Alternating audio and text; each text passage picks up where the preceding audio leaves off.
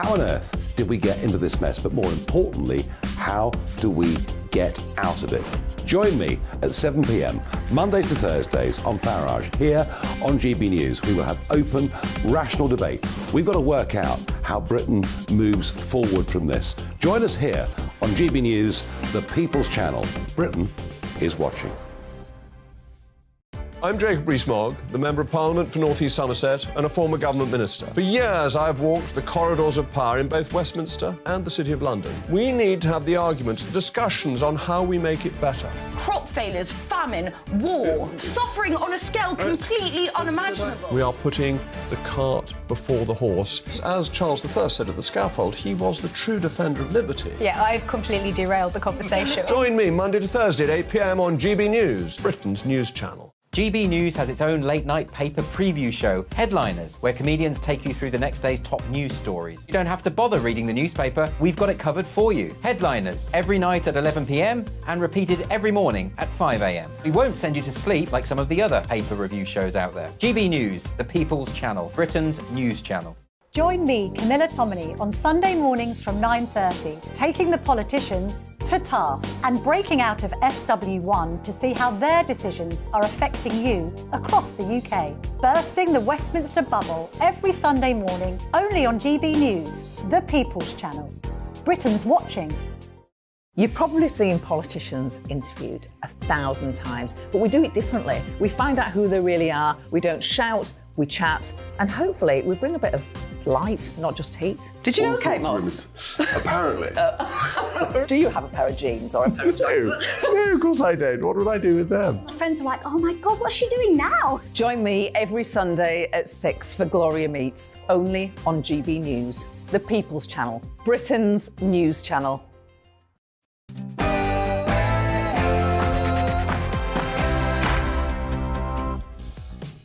It's 9:30 a.m. Good morning and welcome to The Point on GB News with me, Andrew Pearce, and Bev Turner. Good morning. So, Rishi Sunak says that adults who can't do basic maths should feel embarrassed. That's a bit much. As he prepares to launch an overhaul of education, he's going to argue that an anti-maths mindset, and not the last 13 years of Tory government, is damaging the economy. Has he thought of more maths teachers? And the Royal College of Nursing is going ahead with that two-day strike over the May bank holiday. I think that could be a strategic mistake. Yeah, 65 people are in custody after animal rights activists broke onto the Grand National on Saturday. They delayed the start of the race, of course. Activists from Animal Rising are calling for jump racing to be banned after 3 horses died at Aintree. We're going to be discussing that. And the Queen Consort, that's Camilla to most of us, was hurt by the Duke of Sussex branding her a villain and a wicked witch in his book Spare.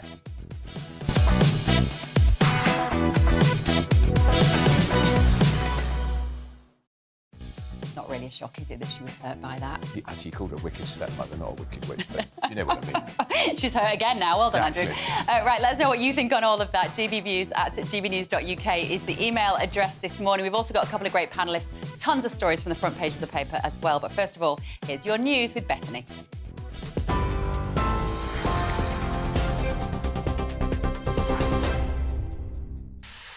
Hi, good morning to you. It is 9:31. I'm Aaron Armstrong in the GB newsroom. As you've just been hearing, Rishi Sunak will say later the UK's anti-maths mindset is damaging the economy. The Prime Minister is setting up a review to ensure maths is studied by all students in England up to the age of 18 without making it compulsory at A-level. In a speech later, he will criticise the culture that it's OK to be bad at maths and will say it's a key skill for the workplace. The Education Secretary, Gillian Keegan, has told GB News the government needs to hire more teachers to make the plans work.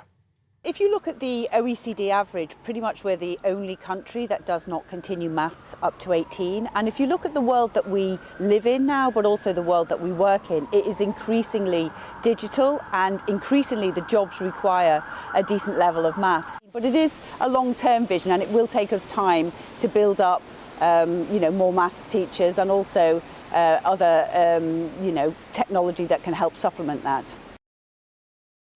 Former US President Bill Clinton and Sir Tony Blair will join other political leaders at a 3-day conference in Belfast later to commemorate the Good Friday Agreement. The former Taoiseach, Bertie Ahern, and Senator George Mitchell, who who played a key role in the peace negotiations in 1998, will also take part. It's being hosted to mark the 25th anniversary of the agreement that largely ended decades of sectarian conflict in the province. The UK's aviation industry's acknowledged measures to make flying less harmful to the environment will push up ticket prices. It says the cost of decarbonising air travel is likely to put people off flying. It wants the government to reduce the difference in price between traditional jet fuel and greener alternatives. The Transport Secretary says the government's committed to helping airlines accelerate new technology and move away from fossil fuels. And the Brecon Beacons National Park is changing its name as a direct response to the climate and the ecological crisis. It's now going to adopt the Welsh name of Banau Brwc Iniog National Park, or the Banau for short.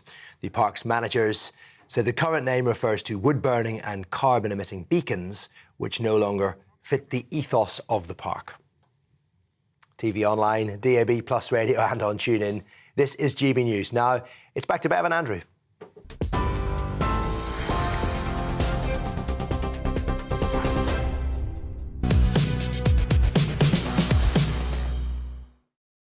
Well, it's a big issue for the Prime Minister. He's going to do a big speech today, and he's going to be talking about maths, because he thinks not enough people leaving school have done their maths properly, because he's a money man. He used to work in the city. So he's going to tell us all about why adults who can't do basic maths should be, according to him, embarrassed. Right, he's going to be speaking during this show, actually, and he'll announce a task force to tackle what he calls an anti-maths mindset that is hindering the country's economic growth. Well, Tom Harwood, our Deputy Political Editor, said, Tom, this is a big issue for him, because I vaguely remember him talking about this 3 months ago. He obviously knows numbers better, probably, than most Prime Ministers. He's been a Chancellor, he made his money in the city.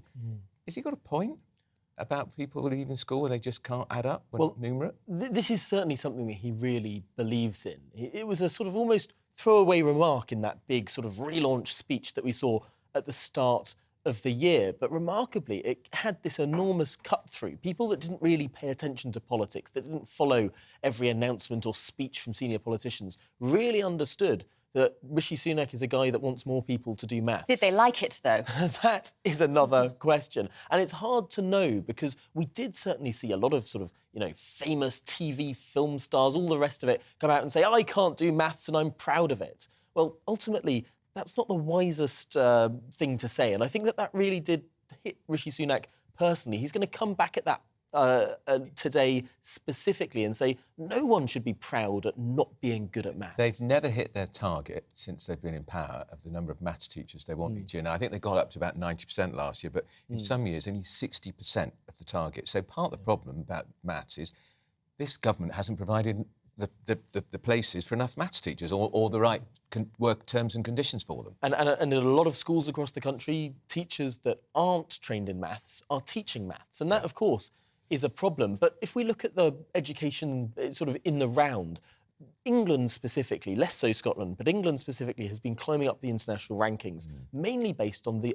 remarkable advances we've had in literacy, in reading and writing, the introduction of things like phonics, the stricter standards that Michael Gove introduced back in 2011, 2012. They have really had an effect. We haven't had the same thing with regard to maths, whereas countries in East Asia really have. And in order to keep up in this global race, this is something the government's focusing on. Here's the thing. We had such bad literacy that it could only go up, right? And the other thing is, I don't want to live in a world of data-crunching robots. In a way, maths, for me, is one of those topics that we can probably move away from that much personal ability to do it, because everything's on your computer. We've all got a calculator in our pockets, right? It's the one thing that the kids, in a way, don't really need to do. Do you know what I want to live in, Tom?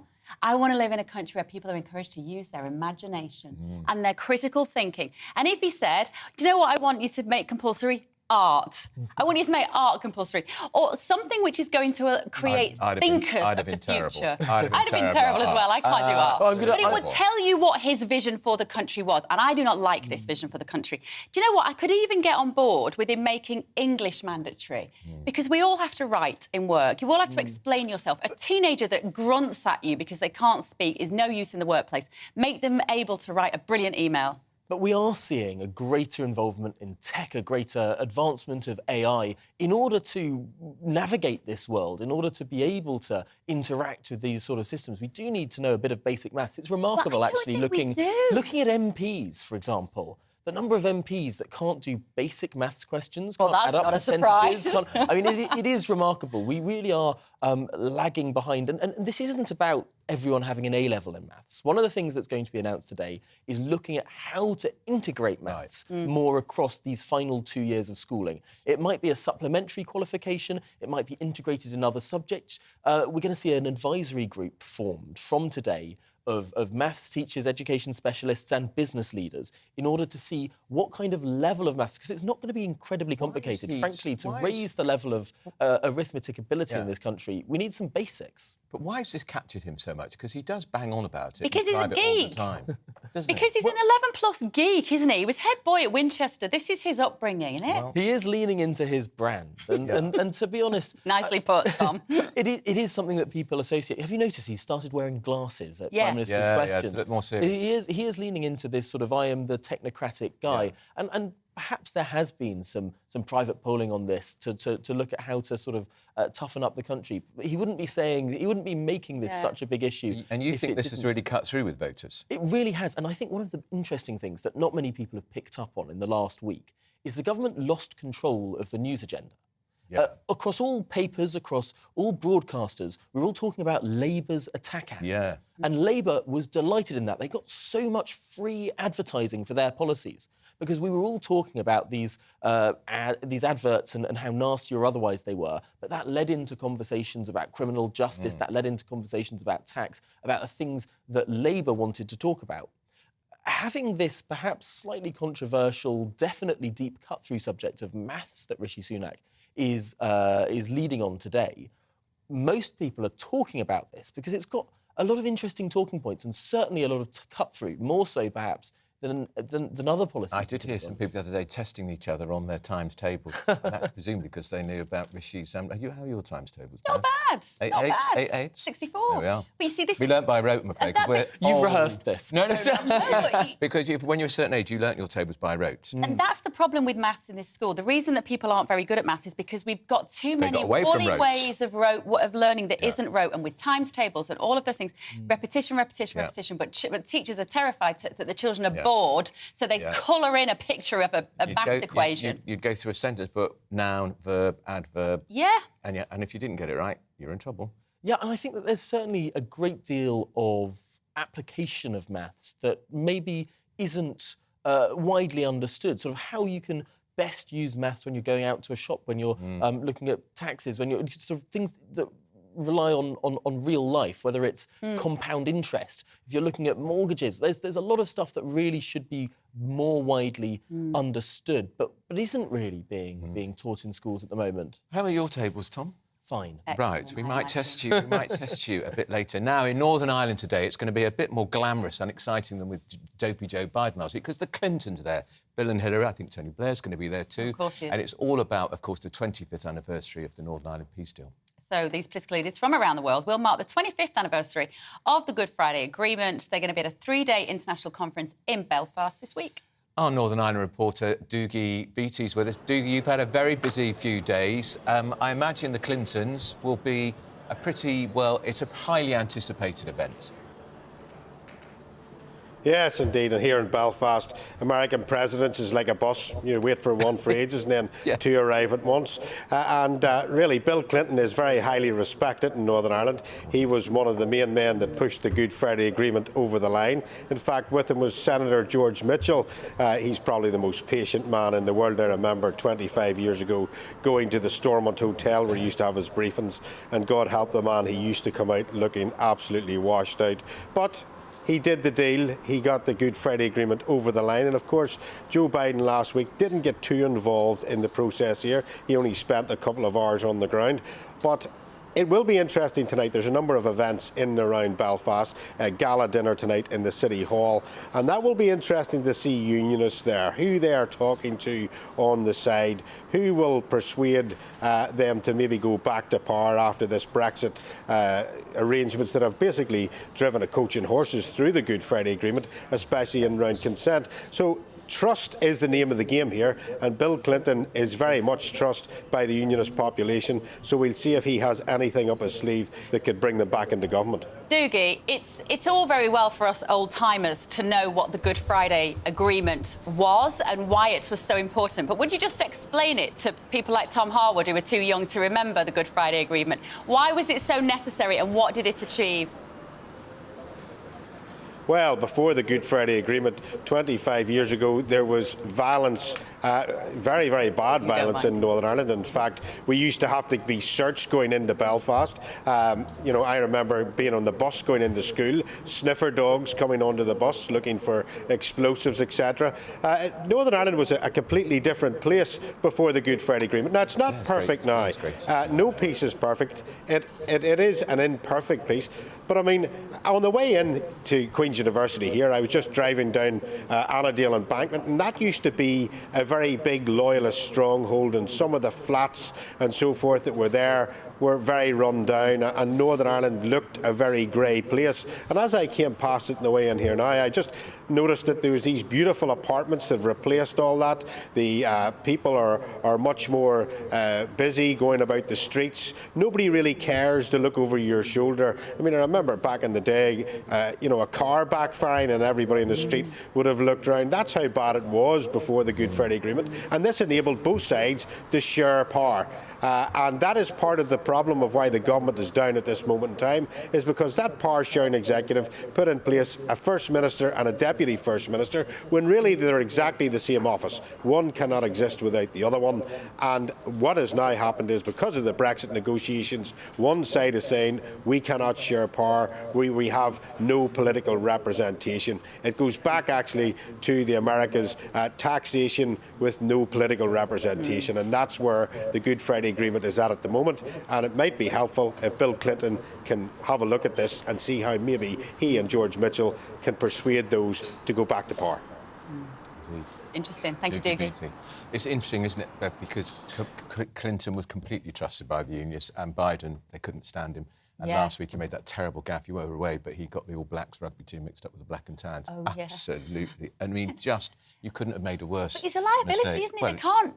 I know. He's barely competent. And I'm sure he's not here for the next 3 days because he doesn't want to be upstaged by the Bill and Hillary show. Because they are still big stars on the international stage. I hope you didn't mind me offending you there, Tom, saying you were too young. But I think it's important when we're talking about 25 years of Good Friday Agreement, there'll be 35-year-olds watching who don't know what we're talking about. It's really important. And it's so interesting when you hear Dougie, I think, describe how bad it was. So easily we forget, how quickly we forget. And you hear all of these different anecdotes about the only pubs that you could go into in Belfast, the cages that existed on the outside of pubs before you go in that are now sort of historical artefacts, but were the real lives not that long ago for people in parts of the UK. And then when there was a bomb in mainland England, there was terrible shock and outrage. Yet in Northern Ireland, part of the United Kingdom, it was part of everyday life. Absolutely. I've spoken to government ministers, one former Defence Secretary who, on a visit to Northern Ireland, sort of would fly in, had to land by helicopter, almost run from one part to the other, actually run, escorted by security personnel for fear of being sniped. It's the most remarkable story, part of the United Kingdom, but I mean, thank goodness that is so far behind us. Whatever people think of Tony Blair, and I'm no great fan, it was an outstanding achievement what he did. And Mo Mowlam is somebody that we should remember on a day like this. He was lovely too, but of course was got at by the men in the end. They got rid of her, but she was hugely important in the beginning. But of course, this started before Tony Blair became Prime Minister. John Major really did get this going. Bill Clinton visited in 1995, so before Tony Blair was elected, 3 years before the agreement was reached. The ceasefire, of course, was agreed earlier in the 1990s, and this was a long, long process. He gets none of the credit, Major. I picked the wrong youngster to say you wouldn't remember it. I remember it in more detail than all of us. Right, moving on. We're talking now about the upcoming local elections because for the first time you're going to be required to have voter ID, a photo ID. Everyone voting in person across the English local elections on the 4th of May. It's not that long away. will need to show some form of identification in order to participate. Well, let's see what type of effect this could have on our democracy. Professor of History and Policy at University of Westminster is Pippa Cattrall. Pippa, some people are saying this is an outrageous attempt by the Tories to keep all sorts of people out of the vote. It's only bringing voting in this country into line with the rest of Europe. Well, yes, I suppose so. But then, of course, it's something which has been brought in very suddenly with relatively little notification for some people. So there's been some polls showing recently that a large number of people are still unaware of these kinds of things. But more of a problem, perhaps, is whether local authorities are actually prepared to process these the new arrangements. So we've got a lack of control on postal voting, which actually people are more concerned about when it comes to fraud than it is when you go to polling stations. And that's an issue which perhaps ought to have been looked at. We've got huge numbers of people who are not actually on the voters register anyway, which is arguably a bigger issue than the question of personation, on which the maximum number of successful prosecutions in recent years has been 3 out of all the people voting. And you have a situation where the local authority, local government association in December warned that, generally speaking, you shouldn't bring in changes to electoral systems less than 6 months before a vote. Well, the statutory instrument which lodged all of this came in January this year, which is less than 6 months beforehand. And you have the problem of needing additional polling clerks and making sure that they're all properly trained to manage these kinds of things. So there may be more difficulty than the government would hope in managing this process. There's also, of course, the question that if you look at it, 1.9 million people, according to the Electoral Commission last year, did not have the required forms of voter ID. The government's introduced something called a voter authorisation certificate. As of the end of last month, about 29,000, just under, had actually applied for this. That suggests that there's going to be a fair number of people who are being turned away from polling stations, not because they're not on the or not just because they're not on the electoral register, which happens quite frequently, but also because they don't have the right voter ID this time round. Pippa, if I can... If I could just finish. For a change which was intended and sold as being about protecting the integrity of our democracy, that runs the risk of actually producing the opposite effect. Pippa, you have beautifully explained why this isn't a problem that needs fixing, with those small numbers of people who've been committed of voter fraud.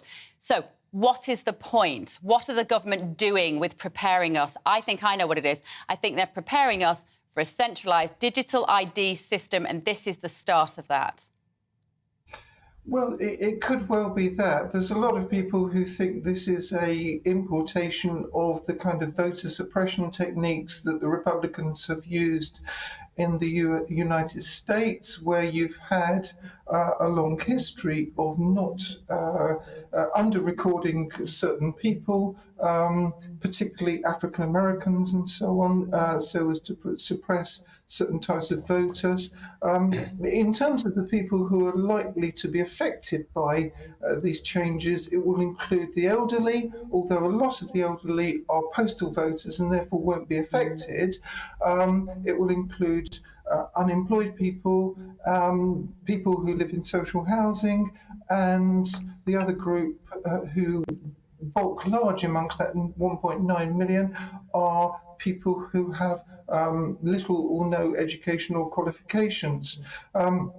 So that might have certain electoral effects. It may also be a way of preparing for what you for the system you say. But the problem that they have is that this isn't creating a single consolidated system. It's actually creating a mess of lots of different systems, all of which are administrated differently, all of which cost money. Pippa, if I can ask you just finally, there are 47 countries in Europe where they've got voter... There's only one country that's not using this photo ID, and that's Britain. We're already using it in Northern Ireland, have been for 25 years, so we're really catching up, aren't we? And it's probably best to do it at a local election when the turnout is always historically low anyway. I think you could certainly use that kind of argument, and that was the background to what the... that was the background to the decision taken by the government to do that. All I'm saying is that there are lots of other things that the government arguably should concentrate on at least as much, if not more, if you've got lots of people who are not on the register in the first place. Sorting out the lack of registration issues is an important one. Most electoral offences are around campaign issues. So arguably we should be doing things about campaigning rather than these kinds of things. And if you look at the public, what they distrust more than voter ID is the media and the impact of the media on the integrity of the voting system. So all of these things are arguably bigger issues, and it's quite interesting to have people arguing now that we should be more like Europe 7 years after the Brexit vote. But maybe, from my point of view, that would be an entirely good thing. OK, thank you, Pippa. Professor of History and Policy at University of Westminster, Pippa Catterall there. Tom, I'm not on board with this at all. I know your point with bringing us up to speed, but We've got it in Northern Ireland, had it for over 20 years. But we never wanted an ID system in this country. No. This country's always been pushed back against ID cards. This is the start of it. So I think that there's a strong constituency in Parliament that would really reject ID cards, national ID cards, a sort of hand me your papers society. David Cameron campaigned vigorously against that sort of thing. Nick Clegg did as well, although Tony Blair has always been pushing it forward. But it is interesting. The first time I went to vote, which was the 2015 general election, I brought my ID along with me. I was actually bemused that I just had to say my name. You don't even need the voter's card. It's very, very peculiar that you sort of walk up and it's a system based on the sort of social trust that I'm not sure the United Kingdom really has that much anymore. Tom, you're breaking my heart. We have that trust. But I mean, we can't lose the trust. But the interesting thing is, I think every young person in this country has an ID. Every young person in this country buys alcohol. Every young person in this country uses that, whether it's a provisional driving licence, driver's licence, passport, whatever it is. The interesting point I think we heard from our contributor there was that the concern here is about more elderly people that might not have the ID. Now, elderly people are predominantly voting Conservative and have done for the last God knows how many elections. It would be a very peculiar thing were this government trying to, quote-unquote, gerrymander the system by stopping their voters from being able to vote. Because it's not about that. So I don't think that it's a very credible argument to say that this is trying to make elections go more Tory. I think this is genuinely something that many people in government are concerned about in terms of safety. We're just breaking to Hillary Clinton. She's the former First Lady, of course. She's in Belfast, talking at Queen's University. Let's have a listen. Northern Ireland as an economic hub for global trade and investment through privileged access to the UK and all of its trading partners, as well as the EU. Now, there have been many moments in Northern Ireland's peace journey where progress seemed difficult, when every route forward looked blocked. There seemed nowhere to go. But you have always found a way through. And I believe you will again, because the stakes for the people of Northern Ireland are so high.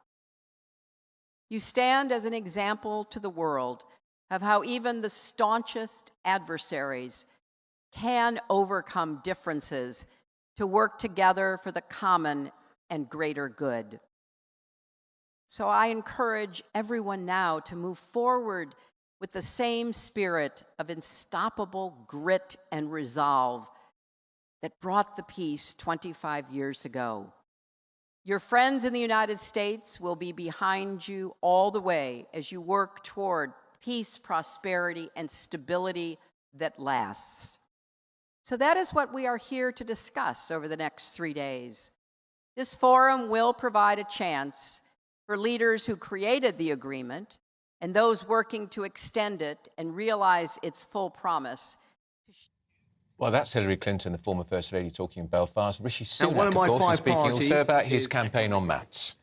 And if we are going to grow our economy, not just over the next 2 years, but the next 20, we simply cannot allow poor numeracy to cost our economy tens of billions a year, or to leave people twice as likely to be unemployed as those with competent numeracy.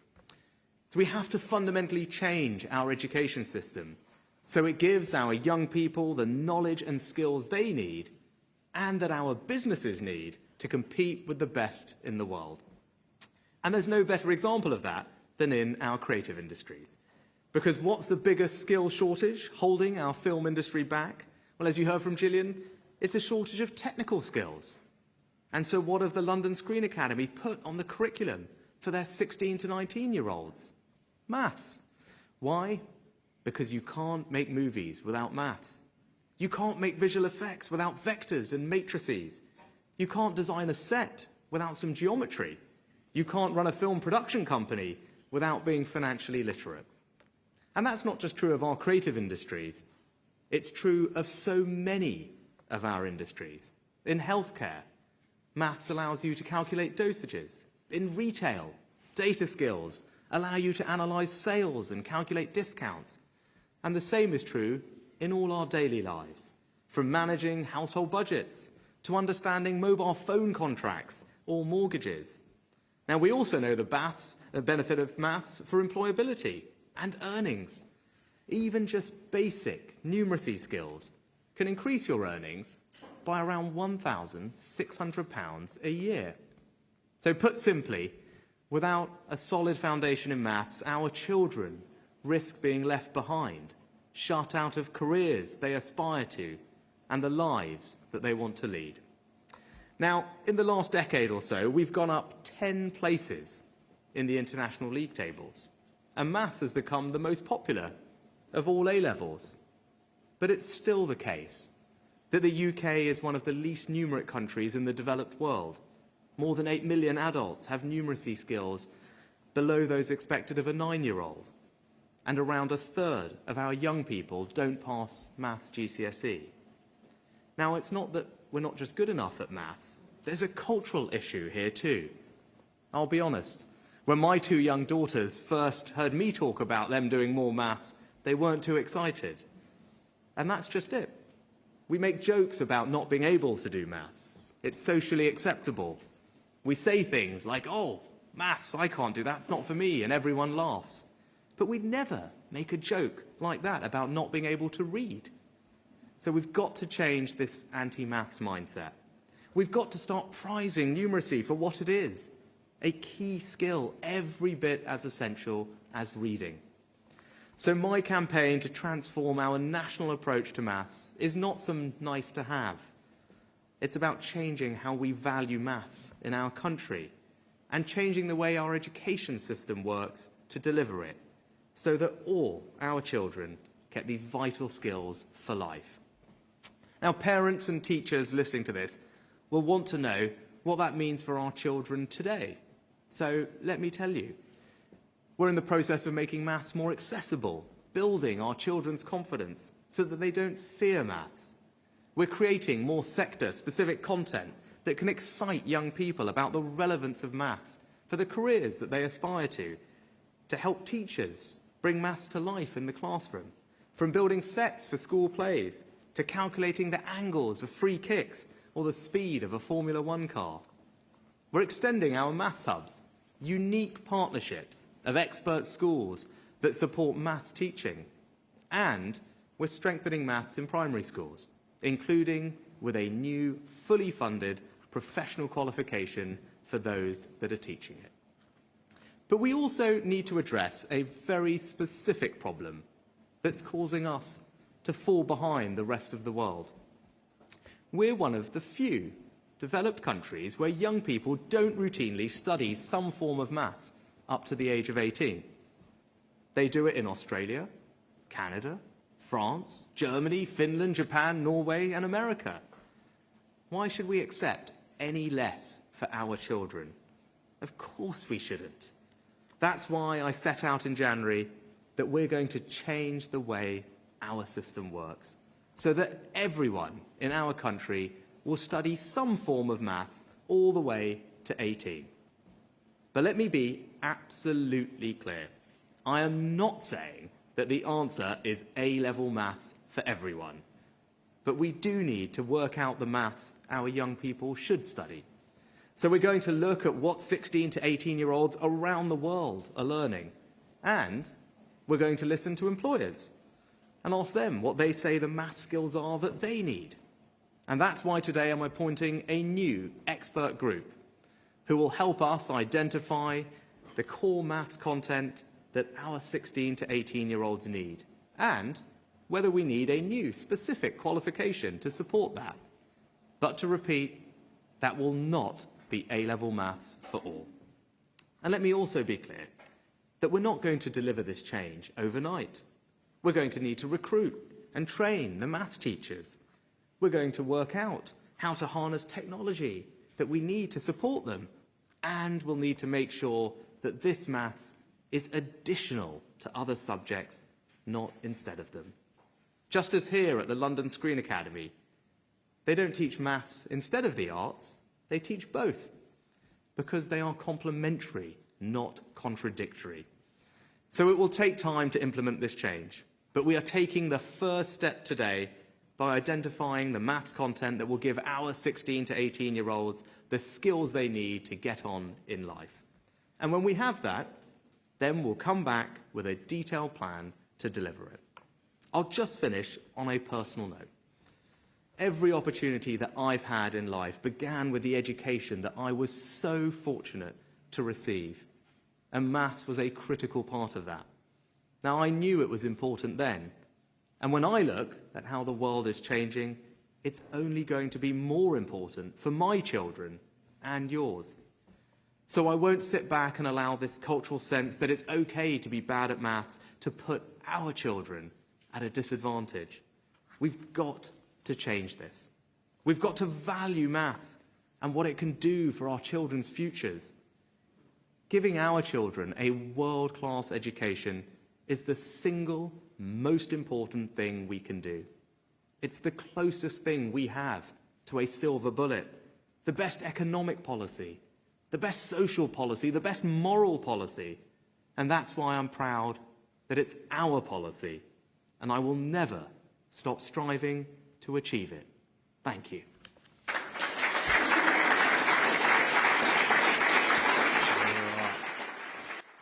So that was the Prime Minister.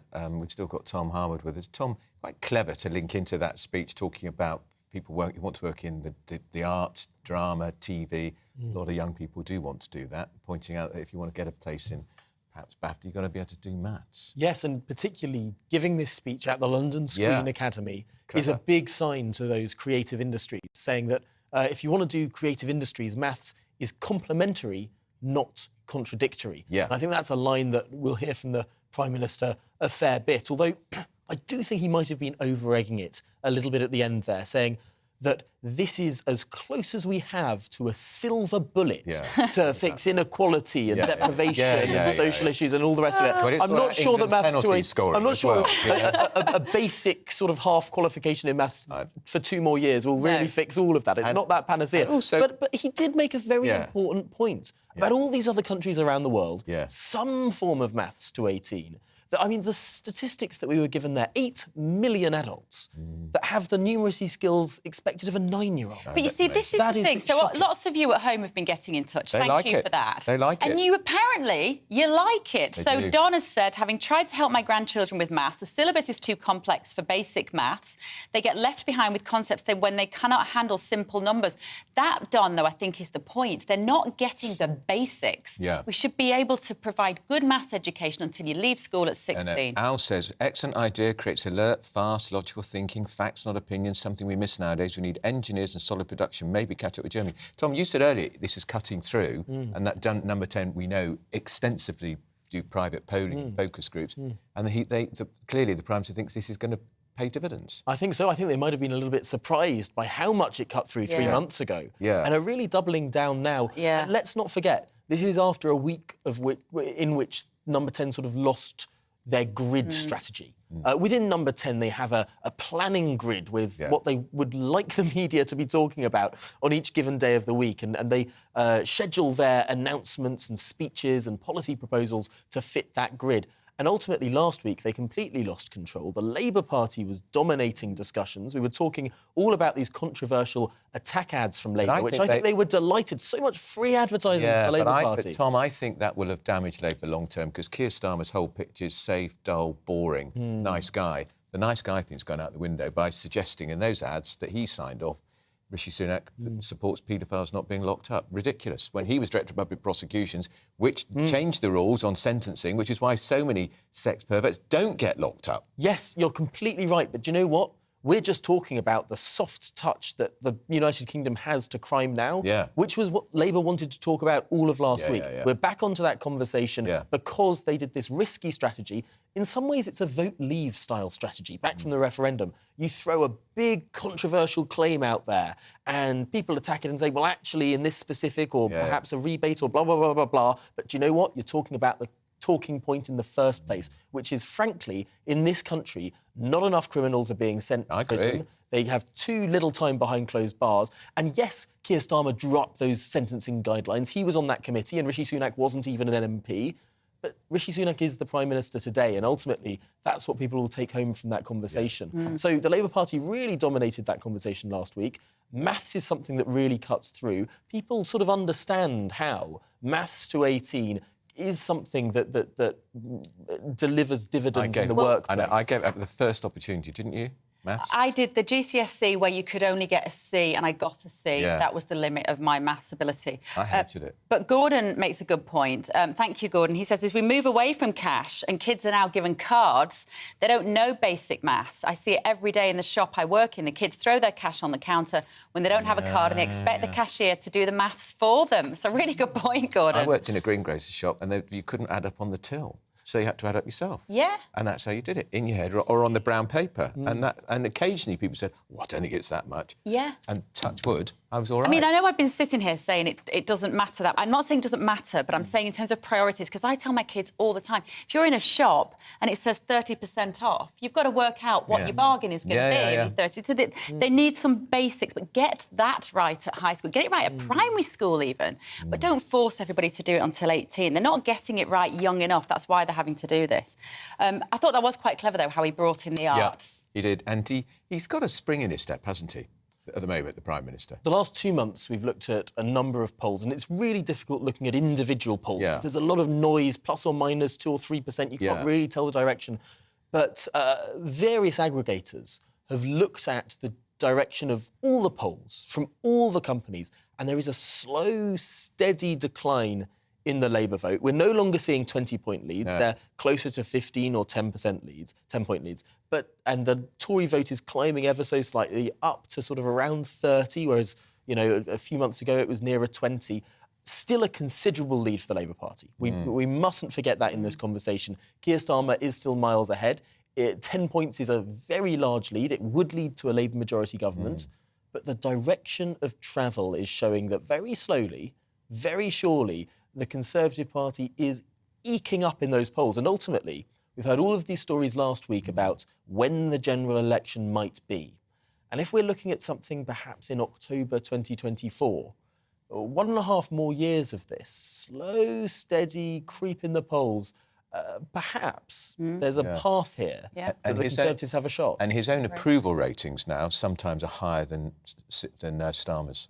Yes, I think the aggregate picture still shows Starmer a little bit above, but ultimately that's because the negatives for Sunak are bigger at the moment than the negatives for Starmer. The interesting thing about Boris Johnson, his negatives were always very high with about half of the electorate. But you know what? If half of the electorate view you negatively, that almost doesn't matter. The number who view you positively is what matters. So the net figure, to some extent, matters less than the raw positive figure, because it's about who is going to turn out to vote for you.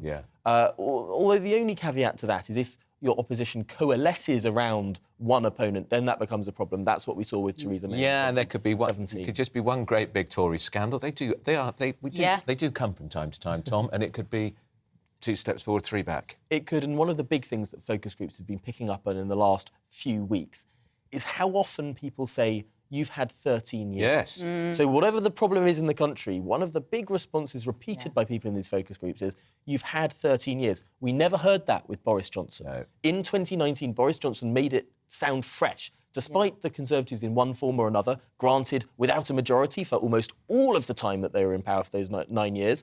Boris Johnson made it sound like this was a new government, a fresh government. He didn't have the baggage of those previous years. To some extent, Rishi Sunak peculiarly does have the baggage, despite not being an MP until 2015. And if more people did maths for longer, Tom, they could use words like aggregate in casual conversation and know what they meant. Indeed. So, thank you. Thanks, Tom. Good to talk to you. Right, some people who probably would suggest that the government aren't very good at their maths is the nurses. They could continue to strike until Christmas unless a deal can be reached, a trade union leader has warned. Now, this is the Royal College of Nursing, whose professional negotiators recommended the nurses accepted the pay offer. They narrowly didn't. 54% voted against, 46% for, but only on a turnout of 61%. So we've now got another 48-hour strike coming over the May bank holiday weekend. That's right. So joining us now is Julia Taylor, a psychiatric nurse, to give us her opinion on the ongoing situation. Good morning, Julia. We've spoken before. It's lovely to see you. And I know that you are not in support of these strikes. Do you still feel the same way? Oh, not really, believe it or not, because what we're trying to do now is we're trying to save the NHS by striking not just the nurses, it's just the doctors, it's the whole NHS. There's a bigger picture. Sadly, I think we're going to end up looking greedy in the RCN because we've voted to strike again and not accept that pay offer. But it's great, the pay offer, a 5% pay rise and a bit of a lump sum in the bank. Brilliant, but that's just a tiny little plug and gap. That's all they're doing. It's not going to solve anything. I do think we should strike now, believe it or not, because I've said we shouldn't strike from day one. There's a part of me still thinks we should protest. But, the protests in France, not the violence, the amount of people that are protesting. I don't mean the violence at all. But if we did that in this country, I do think would get somewhere with the government. Julia, 40% of nurses didn't even vote in the ballot. That's an awful lot of people, of your colleagues, just turned their back on it, wanted nothing to do with it. So in the end, you've got 54% supporting rejecting the offer on a turnout of only 61%. It's less than half. Yeah. Well, I'm not very good at maths. No. You need to listen to the Prime Minister. We're all going to be good at maths soon. Yeah, we'd say you should be ashamed of that, Rishi Sunak says today. I know, exactly. No, you're right, it's less off, but still, people that did vote, it counts. It's got to count democracy, isn't it? Or so. Yeah. It's just difficult because I know somebody who left the nurses training to go and work in an agency to get more money as a doing 4 nights a week than they would as a qualified nurse. What does that tell you? Yeah. I'm really surprised, Julia. I'm so surprised to hear you say that you've changed your mind on this. I think that's fascinating. I think we've been chatting to each other since about September, October of last year on GB News. What have you seen change in that time? What is it like within the NHS now? I think what you're saying is it's just got so bad in that last 6 months that something has to be done. Yeah. Where I work, again, I'll say this, I'm lucky. I've got a great team and honestly, I couldn't ask for more. But some of my friends, some of my other colleagues who work within the NHS, they are struggling. They're working short shifts where there's not enough nurses. They've got agency nurses that are coming in that aren't skilled in that particular area. So they're having to basically teach them what they want them to do. There's people leaving nurses their nurses training left, right and centre. People have had enough, not just about money. I make that clear. We are trying to get more nurses in the NHS. If we were greedy, we'd go and join an agency, but we're not doing that. We're sticking with the NHS. We're trying to get the NHS right. but we can't if there's not enough people. Yeah. And the only way we're going to get enough people is to up the pay and also address the fact that student nurses, I'll say it again, are the profession with £60,000 worth of debt. For doctors, what incentive is there for people to come and join the wonderful NHS? Yeah, absolutely. All right, Julia, thank you so much. The line was breaking up a little bit there. Julia Taylor there. The idea that nurses leave their training with that much debt is a disgrace. It's appalling. There used to be bursaries for nurses, which are coming back, and they should be back pretty damn quick. But nurses are going to start on a very low salary. How are they ever going to pay the £60,000 off if they're only being paid $28,000 to start with? Tom, I sense, though, that despite this vote by the RCN not to continue the industrial action, I think ministers are more relaxed about this than we'd have expected, because we know that the Unison 200,000 voted. There's 71% in favour. There's 2 more votes coming. There's clearly a split within the RCN, and their own professional negotiators said to nurses, accept the offer, and they didn't. Narrowly, but fewer than half voted for it, and now they've taken us out on another strike. Yes, it's very difficult for Pat Cullen, who leads the RCN, who told her members, vote for this deal. And it was a narrow vote against. Of course, Unison voted in favour. Massively. There are more to come. The government, to some extent, is hoping the RCN will be left out in the cold, and all of those other NHS workers will back this deal that even the RCN's own negotiators said was a fair offer. And I think one of the difficulties here for the RCN is they might look a little bit extreme. Yeah. Not just because they're promising to strike again, but for the first time ever, to strike with no mitigations, to strike with no support for intensive care units, no support for emergency care, and no support for cancer care. These were the clear mitigations that the responsible leadership of the RCN set out for their first strikes, meaning that we weren't turning off people's life support machines. I think this is a really dangerous point here in terms of the balance of public sympathy. If the RCN starts to look like it is being more extreme and less reasonable than all those other unions and all those other healthcare professionals, that becomes a real issue for them. And it's going to another ballot quite soon. It certainly is, and I think one of the points here is that there is this pressure building up that who looks like the reasonable party in this negotiation? And up until this point, the government has frankly looked less reasonable. But given the point where more and more people are accepting this deal, they might look like the more reasonable ones. I agree with you. Thank you, Tom. Thank you. Keep your messages coming this morning. gbviews@gbnews.uk is the email address. We'll be looking at them. And also, the UK's birth rate is declining. Do you know why? No. I've got one theory. But somebody's not doing enough of something. I wasn't very good at biology at school, so what would I know? See you in a moment. This is To The Point on GB News, Britain's news channel.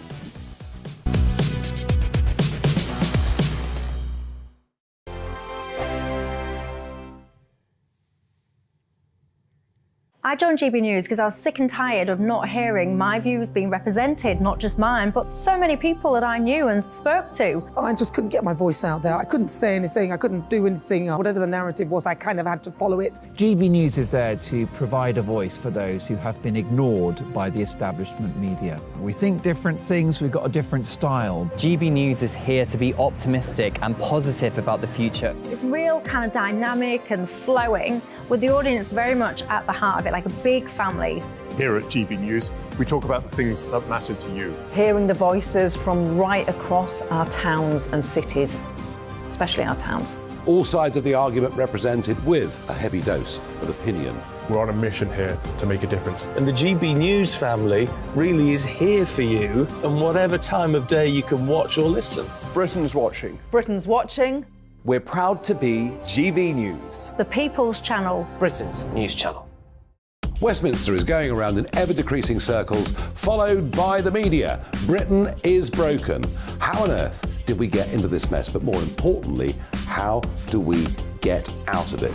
Join me at 7 p.m, Mondays to Thursdays on Farage. Here on GB News, we will have open, rational debate. We've got to work out how Britain moves forward from this. Join us here on GB News, the People's Channel. Britain is watching. You've probably seen politicians interviewed 1,000 times, but we do it differently. We find out who they really are, we don't shout, we chat, and hopefully we bring a bit of light, not just heat. Did you know, All Kate sorts Moss? of women. Apparently. Do you have a pair of jeans or a pair of jeans? No, of course I don't. What would I do with them? My friends were like, oh my God, what's she doing now? Join me every Sunday at 6 for Gloria Meets, only on GB News, the People's Channel, Britain's news channel. I'm Jacob Rees-Mogg, the Member of Parliament for North East Somerset and a former government minister. For years, I've walked the corridors of power in both Westminster and the City of London. We need to have the arguments, the discussions on how we make it better. Crop failures, famine, war, suffering on a scale completely unimaginable. We are putting the cart before the horse. As Charles I said at the scaffold, he was the true defender of liberty. Yeah, I've completely derailed the conversation. Join me Monday to Thursday at 8 p.m. on GB News, Britain's news channel. I'm Mark White. As GB News Home and Security Editor, I cover those key issues that are so important to you. Our authorities, our communities doing all they can to combat violent crime. With the public services under unbearable strain, why are we still failing to control our borders? Defence, the first priority of any government, has been continually hollowed out. Can we trust our politicians to protect the armed forces? Join me, Mark White, on GB News.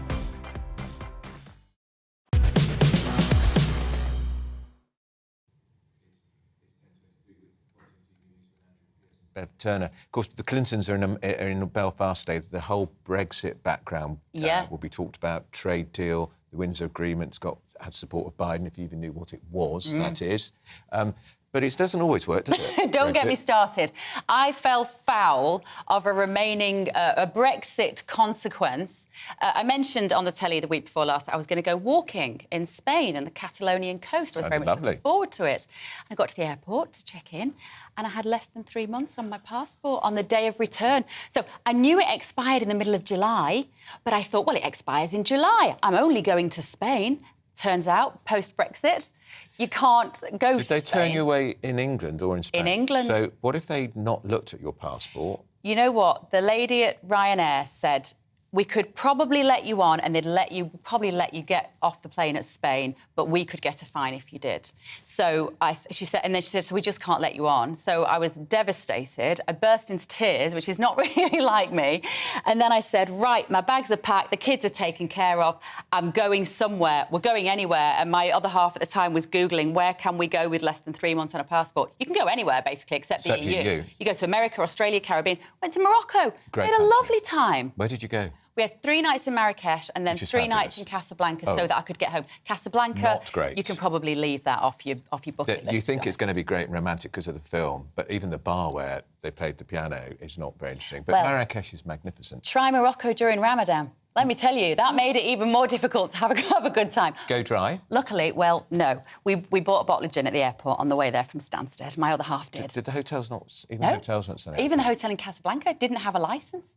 But we had to go. We had lunch at McDonald's one day because there's literally nothing open. Oh God, what McDonald's do in Marrakesh? But this is serious McDonald's. because it's a punishment beating in the same way in Belfast, Northern Ireland.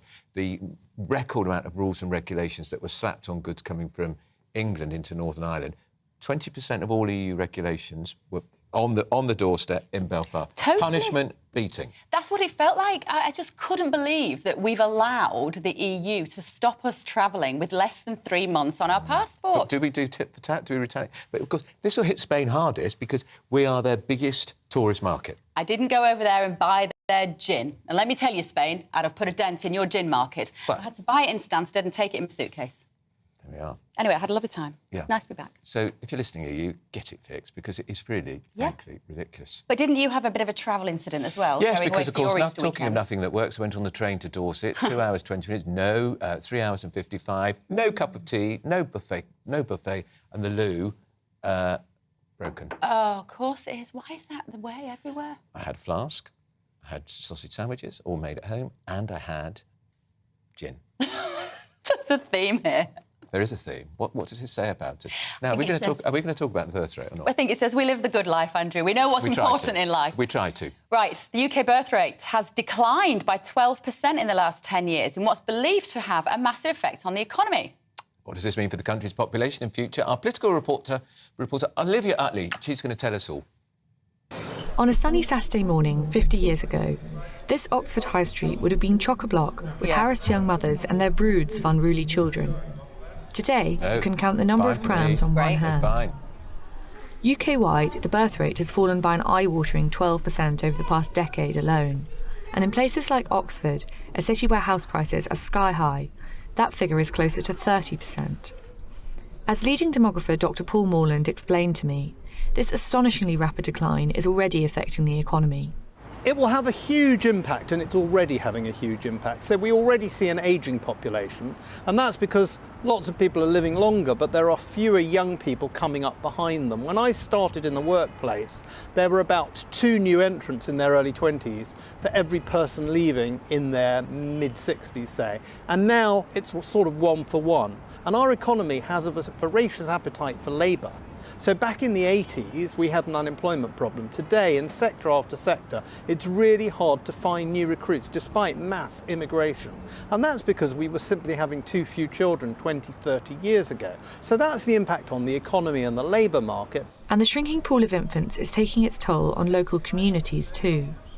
Richard Tilley runs a marketing agency which is helping schools fill places in areas where the number of children has collapsed. I spoke to him about what's been going on in Oxford. You have 8 standard-sized primary schools that are completely full in year 6 at the moment, the cohort that's going to go up to secondary school in September, and those schools will be completely empty in reception this September. There are only about 35, 36 primary schools in Oxford or on the edge of Oxford.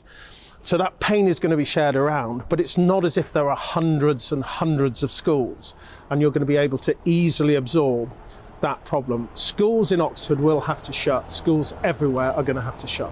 In the spring budget, Jeremy Hunt pledged £5 billion to dramatically improve the free childcare provision for working parents.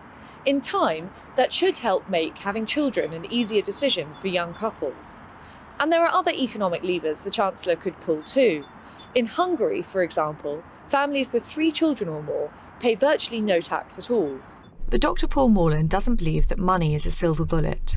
I think the culture needs to change. I think there's a lot in the culture that is pointing away from fertility, and I think that is really what will make a difference. It's certainly the case that people with a more pronatal attitude, very often people with religious backgrounds, people who value children, are likely to have more children. And I think it's the cultural conversation that needs to shift. Britain's baby bust is a problem for which there is no quick fix.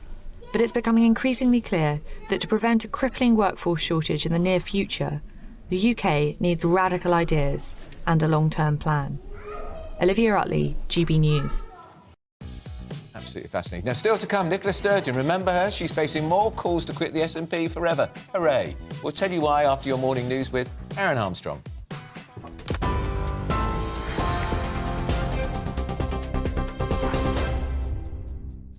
Very good morning to you. It's 10:30. Let's get you up to date with the headlines from the GB newsroom.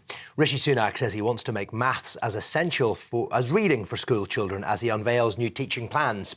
The Prime Minister is setting up a review to ensure maths is studied by all students in England up to the age of 18 without making it compulsory at A-level. He says the UK's anti-maths mindset is holding back the economy.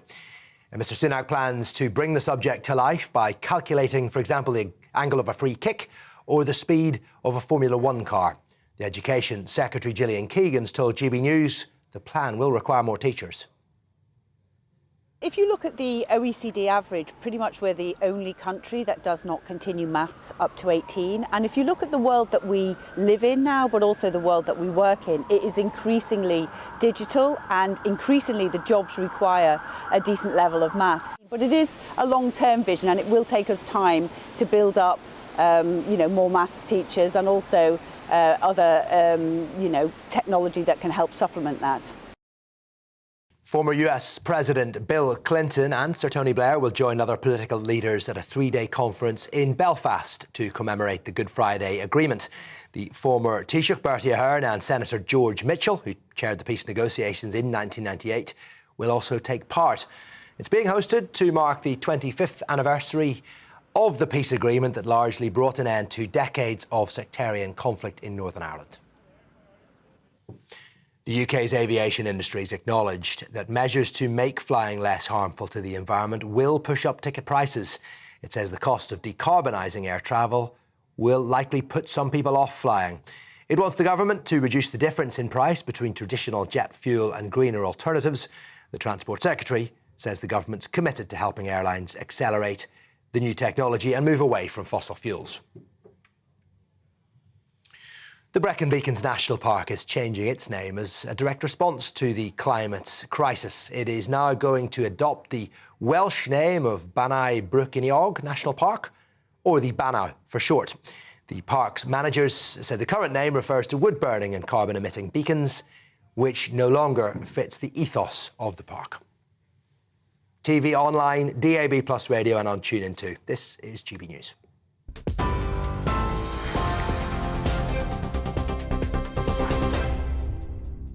Direct Bullion sponsors the Finance Report on GB News for gold and silver investment. And a quick snapshot of today's markets for you. The pound will buy you $1.2380 and 1.238 euros, 1.1283 euros. The price of gold is £1,624 and 17 pence per ounce. And the FTSE 100 is at 7913. Direct Bullion sponsors the Finance Report on GB News, investments that matter.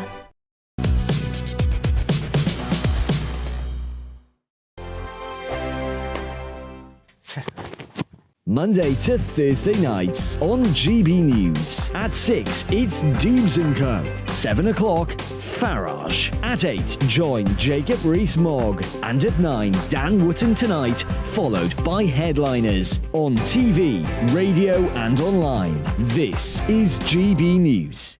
First and foremost, I am a GB News fan, and I was before I was working here. Just love the fact that we're asking the questions that a lot of establishment media won't ask. With a bit of a twist, we not only want to inform you, but we want to keep you entertained. It's worth the drive because you get in and the team's all ready and waiting, they're itching to go, and it's a proper little family. GB News is the People's Channel. It's the audience that makes the programme sing. We're giving our viewers and our listeners a voice. I see the thousands of your letters, tweets, emails, you name it, coming in. Britain is broken. How on earth did we get into this mess? But more importantly, how do we get out of it? The establishment had their chance. Now we're here to represent you. It's time for something different. It's time for GB News. I'm very patriotic. I believe in Britain. Our best days lie ahead. Britain's watching. Britain's watching. Join us here on GB News. The People's Channel. Britain's news channel. Join me, Patrick Christie's, Monday to Friday, 3 till 6. We tackle the day's news agenda like you've never seen before. It's high tempo, high octane, the most controversial topics and the best guests. You will not be able to take your eyes and ears off it. I'm not afraid to ask the questions that you really want answered. 3 till 6 p.m, Monday to Friday on GB News, the People's Channel, Britain's news channel. GB News has its own late-night paper preview show, Headliners, where comedians take you through the next day's top news stories. You don't have to bother reading the newspaper, we've got it covered for you. Headliners, every night at 11 p.m, and repeated every morning at 5 a.m. We won't send you to sleep like some of the other paper review shows out there. GB News, the People's Channel, Britain's news channel. Join me, Camilla Tominey, on Sunday mornings from 9:30, taking the politicians to task and breaking out of SW1 to see how their decisions are affecting you across the UK. Bursting the Westminster bubble every Sunday morning, only on GB News, the People's Channel. Britain's watching. Hello, I'm Calvin Robinson. Do not miss my Common Sense Crusade Saturdays at 7 p.m. Join me for some in-depth discussions on faith. Is that not the start of the slippery slope? It's very much so. And the big moral questions of the day. I'm baffled. You've got some nerve. Only on GB News, the People's Channel, Britain's news channel. I'm Andrew Doyle. Join me at 7 o'clock every Sunday night for Free Speech Nation, the show where I tackle the week's biggest stories in politics and current affairs with the help of my 2 comedian panellists and a variety of special guests. Free Speech Nation, Sunday nights from 7 on GB News, the People's Channel, Britain's news channel. Join us here on GB News, the People's Channel. Britain is watching.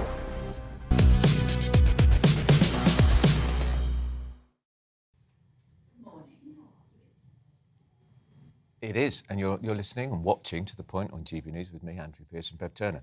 Look, people are still getting in touch on maths. Bev, I know you're a sceptic, but I think Tom Harwood's right. This has got real cut-through. Nigel says, teach what is relevant. Forget rubbish such as algebra, learning formulas, etc. Teach kids how to use equipment to do a job called a calculator. Finally, make it fun. Nigel says, teach what is relevant. Forget rubbish such as algebra. Oh, you just read that one. Sorry. Bit of repetition. Not that I wasn't listening to you. If it's worth saying once, it's worth saying again and again and again. Isn't that what Tony Blair used to say? Maths. Yeah. Joe says the issue here is that we're all talking about basic maths, addition, subtraction, division. This is all covered well before you're 16. How is it fair that because some kids didn't listen at school, that someone who did listen has to do maths for 2 years after they leave school? It's not necessarily that you don't listen, Joe. It might just be that your teacher's a bit rubbish, or it might be it's just not your skill set. It's not your inclination to be good at maths. What was the point of learning logarithms? Do you remember them? Not really, no. I don't. I can spell it. Yeah, I mean, what was the point of them?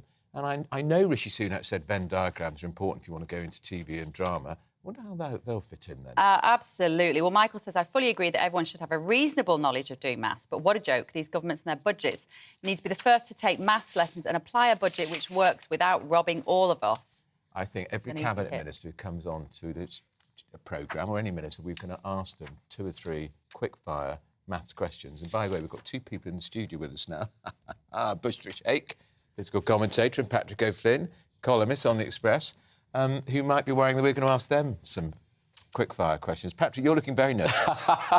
Journalists are not good at maths. Well, the maths thing, I watched on your programme earlier the live coverage. Yeah. And the thing that shone out for me is the guy's an evangelist for it. He's clearly completely sincere maths nerd. And the most memorable line in the speech seemed to be, you can't make movies without maths. Yeah. On the other hand, if you put 6 mathematicians in a room and said, make a movie, I wouldn't give much for the script being that compelling. But it is quite clever to say to people who, lots of kids we know want to get into that world, arts world, if you're good at maths, that's going to help. I guess so, and it's important to have competence at maths.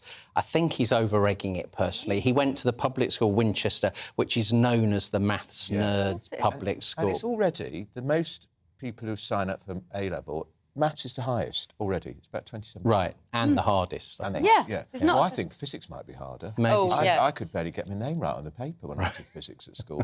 Bushra, do you think that this might be about what we're saying, that it does cut through with the electorate, this issue?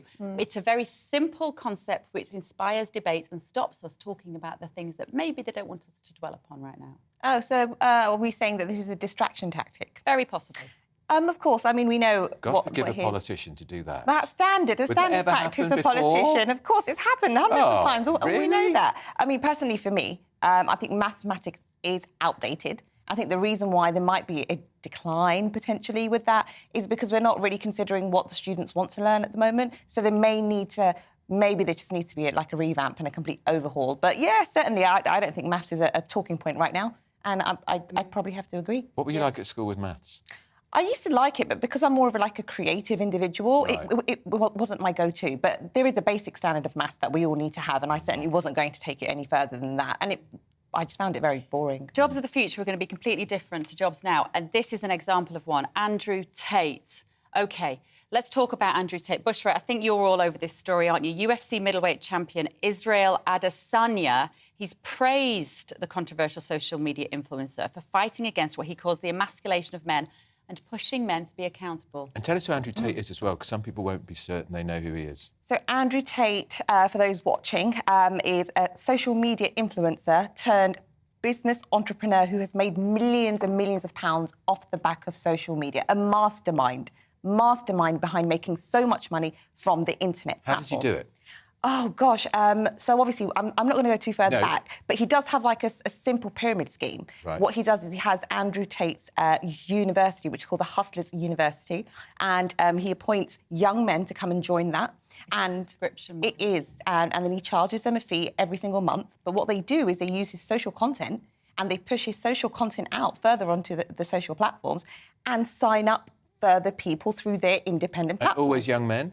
I mean, it's predominantly. It's predominantly men, but it's open to everyone. But these young men have a focus. They've got something that they can work towards. Actually, this is a very positive thing in this climate. We know that being an entrepreneur is one of the things that young men want to do, and they don't want to be confined to industries. His misogyny is undeniable, though, in that he talks about the fact that women should be at home. It's a man's job to go and earn a living. He's very outdated. He's a converted Muslim, isn't he? He is, yeah. So he has recently converted to Islam. I mean, that aside, him becoming Muslim, this whole idea of kind of misogyny links, we have to understand that he's been on the internet for more than like 10, 15 years and he has had growth. And like with any individual, we know that sometimes we perhaps say things in our past that we may not agree with today. So, you and I, Patrick, were having this discussion before. And if we really look at his content, it has changed remarkably from the way it was. But with social media being what it is, we will always see videos that were like 5 or 10 years old. But he's been in prison. Explain why he was been in prison for so long. So at the moment, there are allegations on him about trafficking charges, links to women potentially coming forward and saying that they were trafficked. Again, these are allegations, and we do know that there are 3 women in the UK that potentially might be suing him for sexual assault.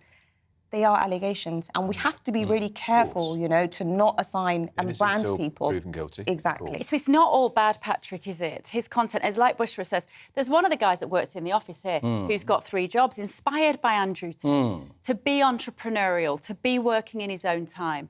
But he comes with a lot of negativity towards women. Yes, so it's not necessarily the case that nothing he's ever said has got any merit, and it is a complicated time, I think, to be a young man growing up, and yet it shouldn't be impossible, on the one hand, to explore the traditional virtues of masculinity, and yet, on the other hand, also moderate some sort of noxious traditions that are outdated and treat women with consideration. So there's a debate to be had about all this, but whether the right person to be latching onto is someone who's accused of, I think he's in Romania at the moment, accused of running, I think, a sort of online sex chat. And the question is, were the women coerced or not? And what difference does it make this boxing weight? He'll have a huge following because young men in particular follow boxing, and he's the middleweight champion of the world or something. Yeah. Right. OK. Well, I think as well, UFC and this sort of cage fighting thing's a bit after my time. It's cage fighting, is it? Well, I'm not really qualified. It's along those lines. No. Yes. I mean, these kind of sports. That's appalling. Yeah, I mean, these kind of sports are predominantly, fighting sports, and they're very masculine sports. And somebody like Adesanya Israel, he has a huge following. But what these young men try to do is they try to give other young men a direction in life. And I do feel like with the conversations that I'm having, young men do not have many role models. And that's something that we do need to look at. A cage boxer should not be a role model. I mean, he's so successful in what he does. It's so popular, Andrew. And it's popular. Is it really? It's so popular. Oh, it's so popular out of touch. amongst young men who are not necessarily violent, but there's something about that animalistic fighting, bare-knuckle fighting, which a lot of teenage boys are seeking out. They want to watch it. I couldn't think of anything worse. And actually, it's actually a really good way to channel kind of aggression and anger. So it's a very good way for young men to be in sports and go, OK, how can we combat these emotions? Rather than going to a counsellor or anything like that, these kind of sports combat sports are good. Aren't there better ways to channel your aggression than punching hell out of someone and roaring him on? Yeah, there are other sports, one thinks of judo and things like that, which are, based on strength, agility, and are combat sports, but you're not beating someone to a pulp. I mean, I couldn't watch it. I heard a really myself. interesting theory about Andrew Tate on social media this week, which is that he potentially is being paid to become a poster boy for Islam against Jordan Peterson, who is a very high-profile, influential Christian, that maybe someone is bankrolling Andrew Tate because even though he drives around in his Ferraris, his income doesn't really reflect the fact that he should be able to afford that sort of lifestyle. Do you reckon there could be any truth to that? I don't think so at the moment. I think he genuinely has always said that he's a man of faith. And, I feel like his kind of direction has led him into Islam. Predominantly because Islam is a very traditional religion. And although people will say that we have some very archaic ways of living our life, that tradition with adopting feminine and masculine roles is very important. And if we don't understand what our roles are in society, that's when we start seeing problems. And we start seeing problems where young men and women don't know, whether it's okay to be masculine, what things they should do in life, how they should be a mother, not be a mother, how should we raise our children. These are genuine questions that people are concerned about. And I personally do believe we do have roles, and those roles are very important. Those are the foundations. And then within that, there are lots of different things. So he does speak a lot of sense to me. Right. Moving on. I like this story. Get Patrick on that story. Oh, the Brecon Brecon Beacons, which is a fabulous, stunning part of Wales. Absolutely. So they're going to drop the name Brecon Beacons from the national park. Well, there's two theories on this, but it's going to be called, and I'll pronounce this with super confident but inadequate Welsh. Who's fluent in Welsh. I've written it phonetically rather than... so I'm calling it Banawr Breciniog. Oh, very good. It's probably completely wrong. Well, it sounds good to us. Anyway, there are two sort of complementary or contradictory reasons given for the name change. One is that the Brecon Beacons, with its symbol of being this sort of burning wooden torch, like the beacons is undermining the race for carbon neutrality, and burning carbon isn't an appropriate thing. Absolutely, and it's a traditional symbol for the hills to be lit. Lord of the Rings. We had in the past, I think, royal celebrations where they would light. Even at the turn of the millennium, I think there might have been a carbon festival. But the other reason is this feeling of it being a traditional Welsh name and not some imported English term. But I'm told that about 80% of the local population don't speak Welsh. And I'm a bit of a cultural traditionalist, so I do not think that if it's not broken, don't fix it. Everyone knows the Brecon Beacons, leave it well alone. 17.5%, I think, of Welsh people can speak Welsh. But I go to Cardiff, it's a lovely, fabulous international city. You've got the Welsh signs everywhere. You never hear anybody talking Welsh. No. In the capital. No. So if they want to have a sign in brackets below Brecon Beacons with the Welsh version, absolutely fine. But there's a slight sense of maybe anti-Englishness. Very patronised. Look, Patrick, I'm guessing you have some Irish heritage. I do. So this, of course, is an issue that was huge in Ireland. Yes. Going back as far as, I'm thinking of Brian Friel's Translations play, which is all about the invasion of the English. And the first thing that they did was anglicise the language. The first thing you do is take away someone's language. The Welsh would say this is a move forward to give us our identity back. But language doesn't work if people don't know what you're talking about. Exactly. Yeah, absolutely. I don't know. A part of me feels like this might be, again, going into the woke posturing side of things. It is, isn't it? And this is about the whole kind of, talking about climate change and the kind of eco-crisis, and it's just a way to say, oh, yeah, we do care. Here we go. Let's just change a little symbol. And the thing is, everyone will carry on calling it Brecon Beacon. That's the point. Whatever they say, the official signs or the local tourists, the people in the local hotels, they'll all call it Brecon feels Beacons. tokenistic, doesn't it? But I have to say, I'm more on board with it being about the language and the history that's embodied in the language than I am about the beacons. What they're going to do on bonfire night, that's the inevitable consequence. It is extraordinary. If do you remember Fionn Haig when she first got engaged to Fionn Haig? She worked in the Welsh office, and a lot was said how she wrote her doctorate in Welsh. But people at the time then were saying Welsh was virtually a dead language. Yes, I think it's been really good that there has been some state support. And I agree with you to an extent, Beverley, about that importance of the cultural tradition and the living language. And that's all fine, but I think if you push it to an extreme, you're creating a divisive ideology which tells Welsh people in the United Kingdom that English people in the United Kingdom are an oppressive force, and I think that's totally outdated. Whose decision was it? Was it the Welsh Assembly? No, I think it's the authority that's in charge. It's a lady called Catherine Mealing-Jones. Oh, she sounds very Welsh. She sounds very Welsh, and she was sort of quoted about the sort of the cultural reasons for doing it. But the cover story seems to be this we can't show carbon being burned. Extraordinary. Have you ever been? Have you ever been? It's just stunning there. No, I haven't. Oh, it's really lovely. Wales is beautiful. Really. Yeah, I was in Wales years ago when I was a child. I just haven't had the opportunity to go, and everybody tells me it's absolutely stunning. Beautiful. And, of course, they've got their own Welsh TV channel, of course. Yes.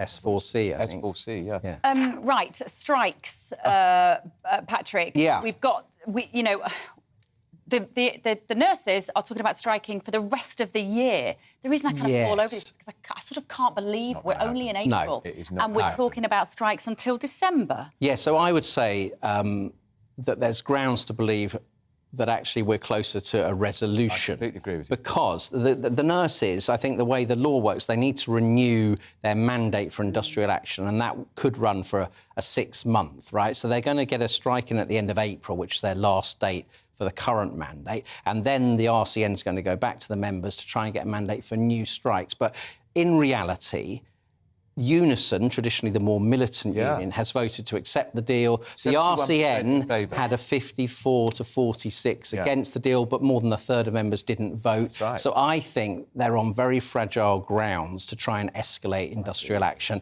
And if ministers play their cards right, I think they can see a resolution to this by the middle of the year at the latest. And I sense Pat Cullen, the head of the Royal College of Nurses, is in a very uncomfortable position. Reluctant, I think, yes. Her professional negotiators recommended to nurses accept the deal. Yes. And as she points out, a third of people didn't even bother to vote in it. Yes, so the actual people who are gung-ho for more industrial action will be a minority, and given their Unison colleagues have voted to accept it, I think a competent government can grind down the militants and see a settlement. Sense that? I think it's coming to an end. I do. I mean, I hope so. People are getting a little bit bored of it now, and it's tiresome, and we can't keep going on like this. It's affecting, hospitals and the way people are kind of operating.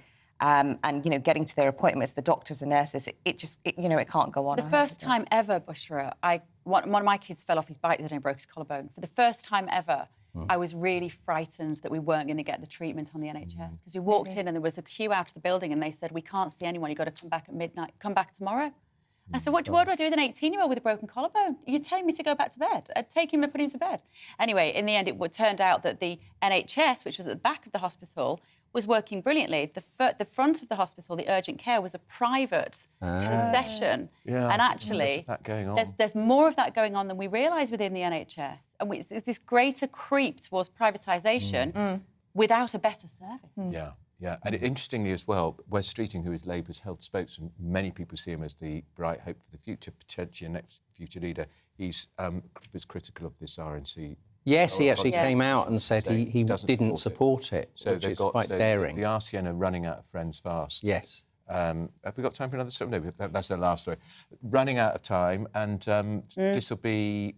And I suspect there won't be any triumphalism from ministers on this. They'll behind the scenes, they'll come out and say, there's no more money, because the junior doctors are asking for 35%. I know. Which is nuts. You can't punish Unison that's accepted the deal by giving the RCN more. Absolutely. OK. Right, guys, Patrick, Bushra, thank you so much. In just a moment, we're going to have more on Sunak tackling this UK's anti-maths mindset, as he calls it. This is To The Point on GB News, Britain's news channel. Hello there, welcome to your weather update. I'm Claire Nazir, and here are your headlines. A few showers dotted around today, but generally it's a dry one with some warm sunshine. Now here's your bigger picture. The high pressure has extended down from Scandinavia. The winds remain light through this afternoon. A pleasant day to be out and about. Now, we did see a lot of cloud through this morning. It will be fairly stubborn through this afternoon, but some holes allowing some brighter skies, particularly towards the east. Now, the winds will be fairly light, and if you catch any sunshine, it's going to feel warm. Just the outside chance of a shower through this afternoon for Wales, southwestern parts of Scotland. Here are your temperatures, rising to the mid, if not the high teens. So a pleasant afternoon to come.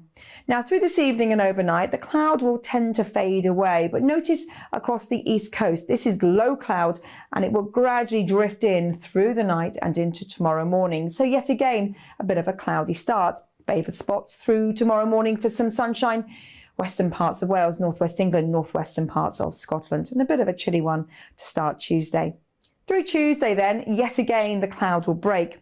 There's a very small chance of a shower towards the south. The winds will pick up from the east, so cooler along the coast. Highest temperatures will be western Scotland, northwest England, Northern Ireland, coming in yet again around 17 or 18 degrees Celsius, but much lower along this eastern and southern strip, 13 to 15 degrees Celsius. And that pretty much sets the scene for the middle part of the week. Through Wednesday and into Thursday, yes, yet again we're chasing cloud. Yet again the wind's coming in from a cool North Sea. It will be the western parts where we'll see the best of any sunshine. A few showers dotted around as well, particularly towards more southern areas. So here's your outlook through the next few days. Relatively warm in the west, cool along that east coast. It's all about family, being in people's living rooms, all the interaction and getting to know who our viewers and listeners are. When I was young, my dad used to say, "Nana, stop arguing." I wanted an outlet that would enable me to give my opinion. People are going through a really hard time right now, and I know that you don't feel like you're being listened to by the establishment. I came to GB News because it's the People's Channel, and I want the audience to have their say on the events of the day. We're dynamic. We do something different. Democracy shows that the wisdom of the nation is in its people. I get to travel to find out what the story is from a personal perspective. The British people aren't fools. We know when we're not being told the full story. We've got to work out how Britain moves forward from this. It's the best country in the world. The establishment had their chance. Now we're here to represent your views. Britain's watching. Britain's watching. Britain's watching. We're proud to be GB News. The People's Channel. Britain's news channel. Hello, I'm Michelle Dewberry, and you can join me every weekday 6 till 7 on Jubes & Co. You're an inspiration to us all. Clip that bit up. Well, you are. That's my ringtone. My political ambitions are, those days are gone, I can tell you. She's only teasing. Go on. He's probably going to want to lay down now. I'll give him 2 minutes to have one. Let's respectfully disagree. That's what we like on Jubes & Co. Come and join us. GB News, the People's Channel. Michelle Dewberry, weekday evenings at 6 o'clock. Start the day with GB News.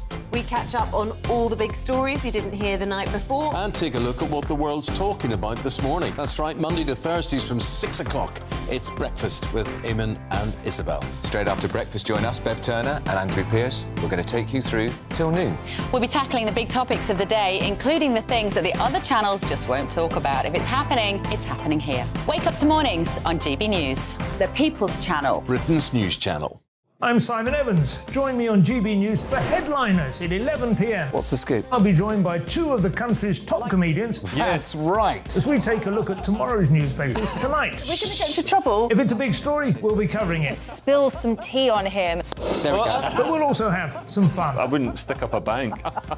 My father didn't love me. So anyway. Headliners every night from 11 on GB News, the People's Channel, Britain's news channel. We've got a brand new lineup every Saturday night on GB News. From 6 p.m, I'll give you my unique take on the world today. Then at 7, it's me, Calvin Robinson, with my Common Sense Crusade. New to GB News is the Saturday 5. 5 times the opinion. Join us every Saturday from 8 p.m. as we debate the week's stories. With us 4, plus a special guest. And at 9, of course, it's Mark Dolan Tonight. Brand new Saturday nights on GB News, Britain's news channel.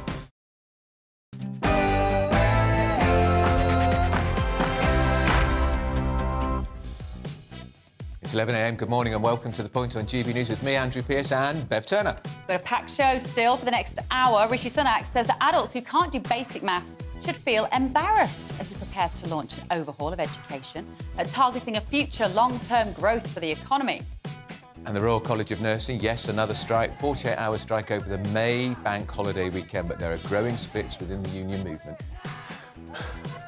65 people are in custody after animal rights activists broke onto the Grand National on Saturday, delaying the start of the race.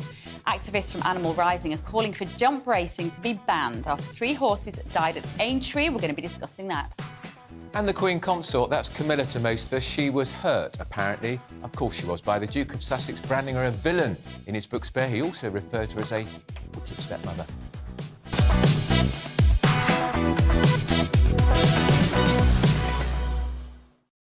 Bushra and Patrick will be back in the studio as well to go through some big stories, including the front page of the Mirror, which is all about a vaping scandal and teens. You don't want to miss that. But first of all, here are your news headlines with Aaron Armstrong.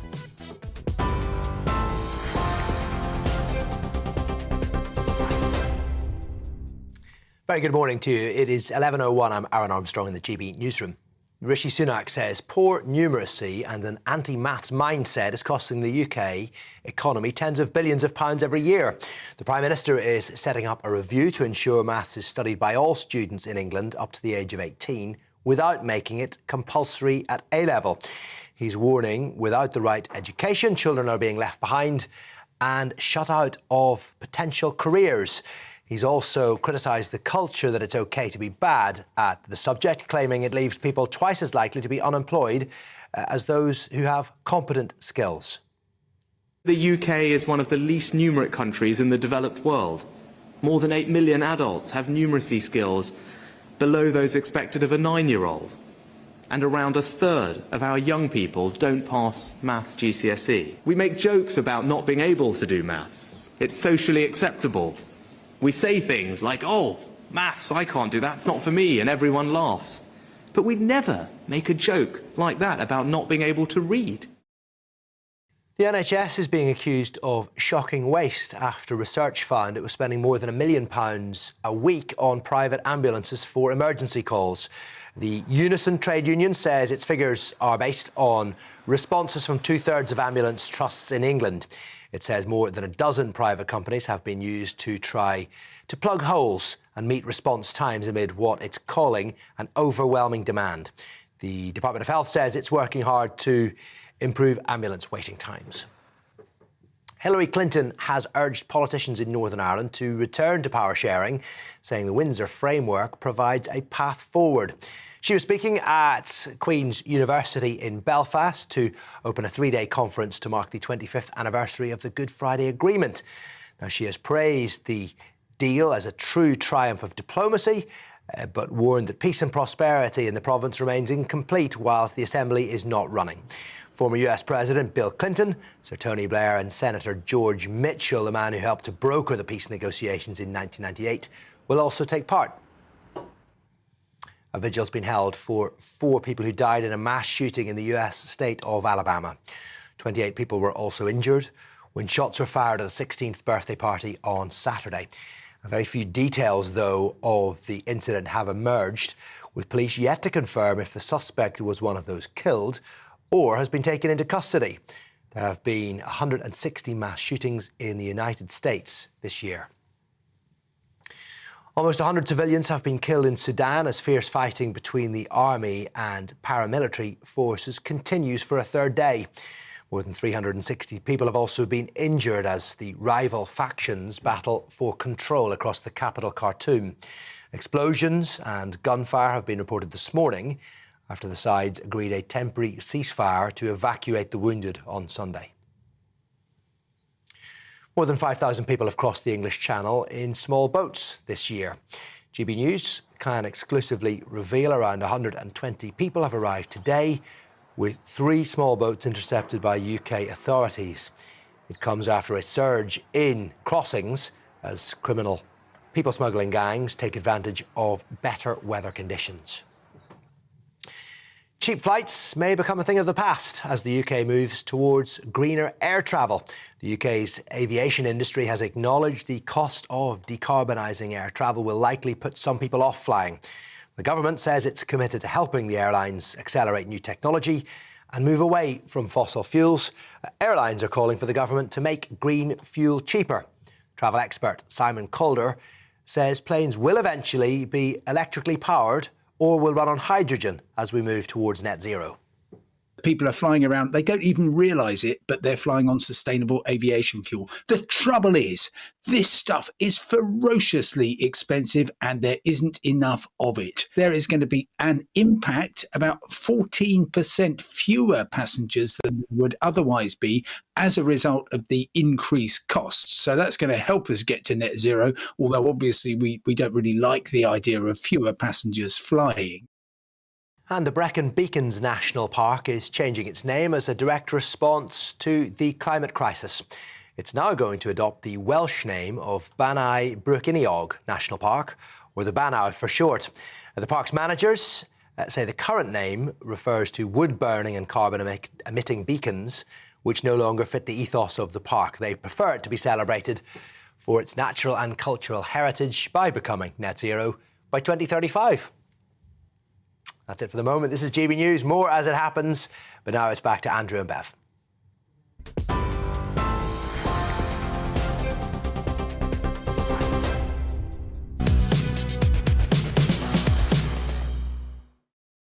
I think it's fair to say it's the Prime Minister's hobby horse. He wants more kids to do maths, so it's going to be included apparently right up until 18, and there'll be a new qualification for teachers at primary school level. Rishi Sunak's new task force is going to tackle what he calls an anti-maths mindset, which is hindering the country's economic growth. Let's have a listen to what he said. We make jokes about not being able to do maths. It's socially acceptable. We say things like, oh, maths, I can't do that, it's not for me, and everyone laughs. But we'd never make a joke like that about not being able to read. So we've got to change this anti-maths mindset. We've got to start prizing numeracy for what it is, a key skill every bit as essential as reading. So my campaign to transform our national approach to maths is not some nice to have. It's about changing how we value maths in our country and changing the way our education system works to deliver it, so that all our children get these vital skills for life. Well, that's the Prime Minister. Joining now for more on this is the Deputy Editor of Conservative Home, Henry Hill, and the Chairman of the Campaign for Real Education, well known to this programme, Chris McGovern. Morning to you both, gentlemen. Henry Hill, if I could talk to you first. Politically, this is a big issue for the Prime Minister. We know he talks about it a lot. He spoke about it 3 months ago. We're just seeing on from the views coming into GB News. It seems to be getting a thumbs up from people watching and listening. Yeah, and it is a really important topic. Back when I worked in Parliament, I worked for some MPs who were dealing with frauds and the campaign for financial education for young people. And if people come out of school without proper numeracy, it doesn't just affect their ability to get jobs, it makes them more vulnerable to scam artists, it affects their ability to save in their household finances. So there are huge implications of this. I think the problem is, why does it need to involve extending education at maths to 18 rather than just making sure that the maths that people get up to age of 16 is fit for purpose? Yeah, it's a very, very good question, actually, and probably Chris McGovern might be the person that can answer that for us. Why aren't children, teenagers, leaving school with a good enough maths education, Chris? It's because they're not given the foundations in primary school. By the age of 15, our youngsters are about 3 years behind the youngsters in best of the Asia-Pacific countries, such as South Korea and Singapore. So the foundations aren't being put there. What we have today is an emergency situation. What Rishi Sunak is doing, and give him credit for this, is trying to address the problem in the short term. And it may be a short-term solution, but ultimately, we've got to get it right at the roots. And, you know, we've got to look back 20 or 30 years. That's where the problem started, when we started to change teaching to a much more what's called child-centred approach. It doesn't work and left us trailing 3 years behind. So thumbs up to the Prime Minister for what he's doing, but he's facing up to reality. But Chris, the other speaker's absolutely right. We've got to get the foundations right, and that's important. Chris, particularly me, I'm much older than Bev. I mean, I learnt my times tables by rote. A lot of it was learnt by rote, and it's still with me today. It's how I learnt adverbs, verbs and all that. That's all very much frowned upon now. Do you think there was something to be said for that sort of traditional teaching? Well, I taught maths in primary school. I mean, I spent a lot of my career in secondary school, but I ended up teaching primary school children. And certainly my 7-year-olds, I made sure they were fluent in their tables. But I ended up in a posh private school. So if you're prepared to go into a posh private school, pay a lot of money, you get your times tables taught by rote. It's true that in many state schools, there's an antipathy. They feel that children against rote learning, they feel it's not interesting. But actually, having taught for 35 years, I can say that young children enjoy doing rote learning. They enjoy doing repetitive mathematics. They enjoy doing additions and subtractions. So we've got to get away from this idea that what we might think is boring to children, they actually want to do. They like to do repetitive tasks. And that's the way you consolidate. And the good news is that we are now starting to introduce Singaporean mathematics into our primary schools. So there is a start being made, but my goodness, we're about 30 years too late. Henry, does this really provide our children with the skills they're going to need in the future, though? Maths. I was saying earlier that what I would like to see is, in a world where we're going to have AI and computers and calculators and maths that basically gets done by robots, what our children are going to need is imagination, critical thinking, the ability to form a sentence and make themselves understood. Those are going to be the skills of the future, aren't they? I mean, actually, if you're talking about AI is just as capable of making a beautiful painting or, composing a coherent sentence at this point, and God knows where it will be in 20 years. I think basically it's never really been compelling, this idea that because we all have pocket calculators, we don't need basic skills. You need to be equipping children so that they have the skills to critically assess things in later life. And basic mathematics is important. But I think that the question is, what level of numeracy do we actually need? Because you obviously don't need A-level maths to get on in life, So is this actually going to be financial education and so on? And if so, why are we extending it? Because extending it to 18 means that you're going to need more teaching time. You're going to need to take time away from pupils who, back when I was at school, 16 to 18 was when they started treating you like an adult. You were doing studies you picked, subjects you picked, you got your study periods and all the rest of it. And now you're going to be stuck in a classroom. We should be focusing, I think, on fixing what is clearly inadequate teaching of mathematics at the ages it's already mandatory. And if we did that, we wouldn't have to spend extra money. OK, thank you both, gentlemen. Deputy Editor of Conservative Home, Henry Hill, and the Chairman of the Campaign for Real Education, Chris McGovern. Chris McGovern is a great man, He really is. I love people who've got an old school attitude to education. There's way too many people. And how many books did he have on that shelf? How many books? Even more than Liam Halligan, I imagine. Right, British businesses, talking of Liam Halligan, have been under large financial pressure for the last 3 years, facing a pandemic, rising inflation and high bills due to Russia's invasion of Ukraine. Are things looking up? Because research from Deloitte suggests confidence amongst finance chiefs is finally rising, and it's seen its biggest rise since 2020. And here he is, our very own business and economics editor, Liam Halligan. How many books have you got on your shelf? Too many, Andrew. Is your wife fed up with it? Is your wife fed up with it?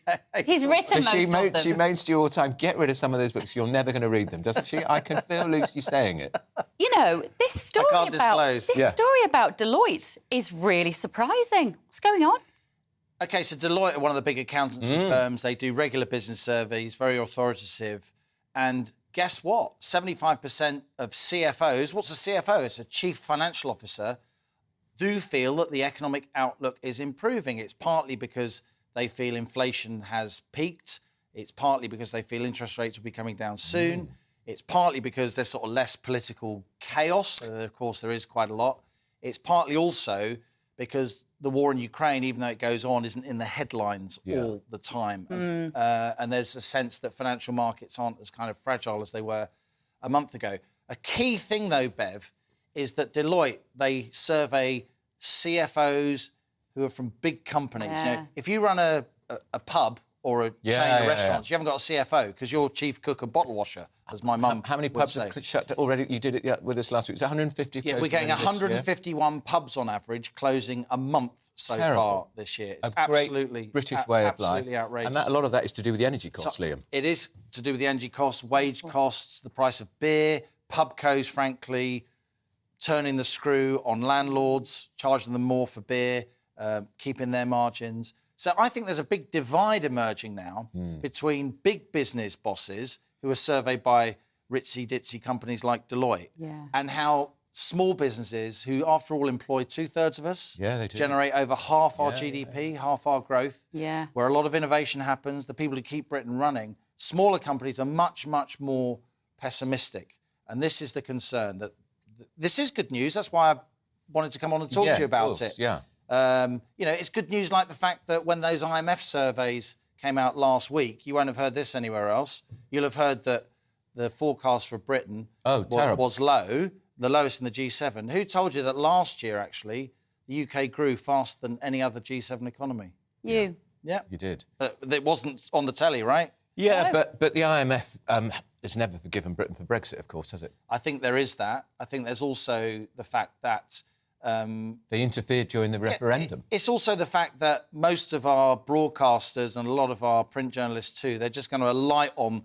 They want to get the UK and the worst in the top headline, right? Let's talk down Britain. Where you could have done UK the best. Now, part of the 2022 growth, we grew by 4%, was a bounce back from COVID. But actually, most of our bounce back from COVID happened in 2021. So one other thing I wanted to put on your radar, guys.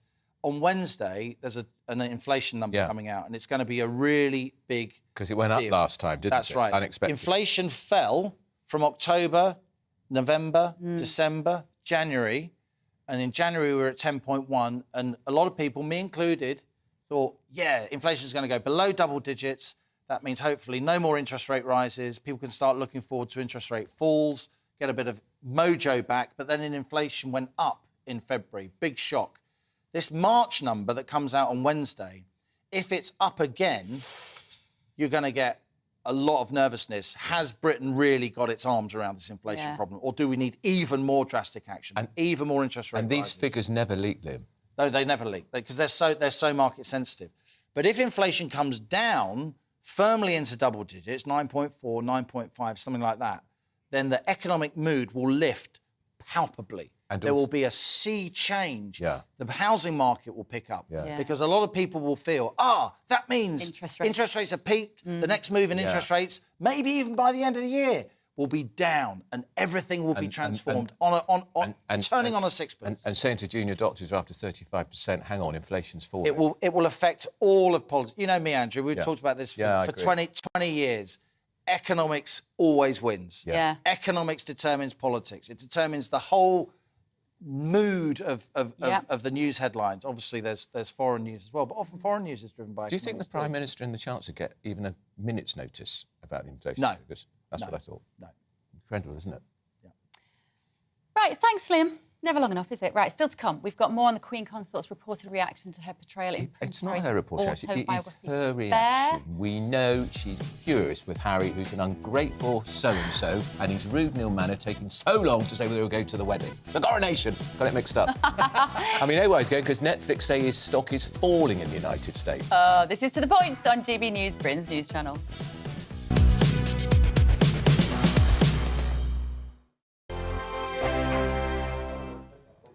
I joined GB News because I was sick and tired of not hearing my views being represented, not just mine, but so many people that I knew and spoke to. I just couldn't get my voice out there. I couldn't say anything. I couldn't do anything. Whatever the narrative was, I kind of had to follow it. GB News is there to provide a voice for those who have been ignored by the establishment media. We think different things, we've got a different style. GB News is here to be optimistic and positive about the future. It's real kind of dynamic and flowing, with the audience very much at the heart of it, like a big family.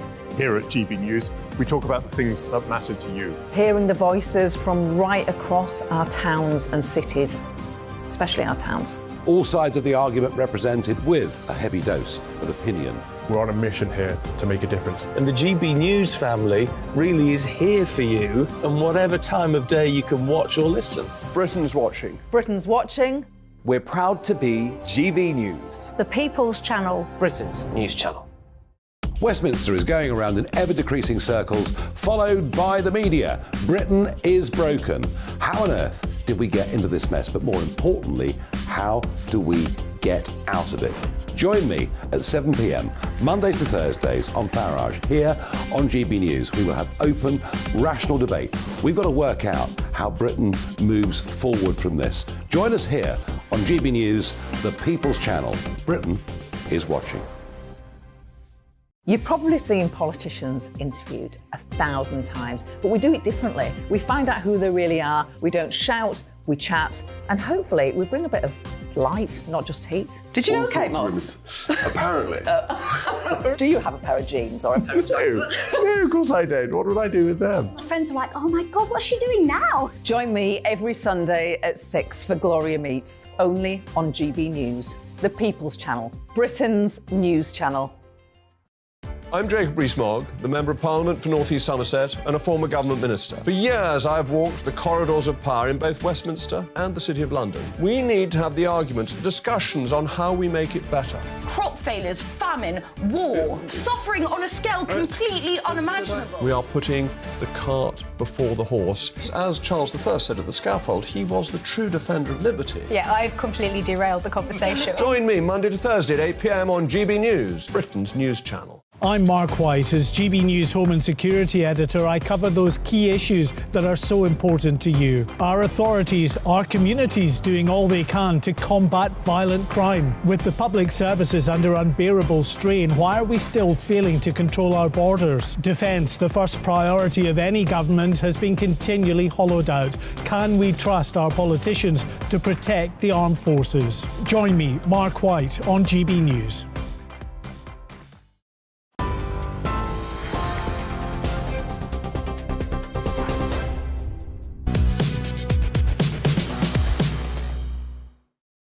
Welcome back. It's 11:21 on Monday. Now, Camilla is said to be deeply hurt after being branded dangerous and a villain by her stepson, Prince Harry. Of course, that was in his recent memoir, Spare. Now, ahead of the coronation next month, the King and the Prince had a heart-to-heart which showed a willingness, apparently, to mend on both sides. To talk about this is the former royal correspondent and author Charles Ray.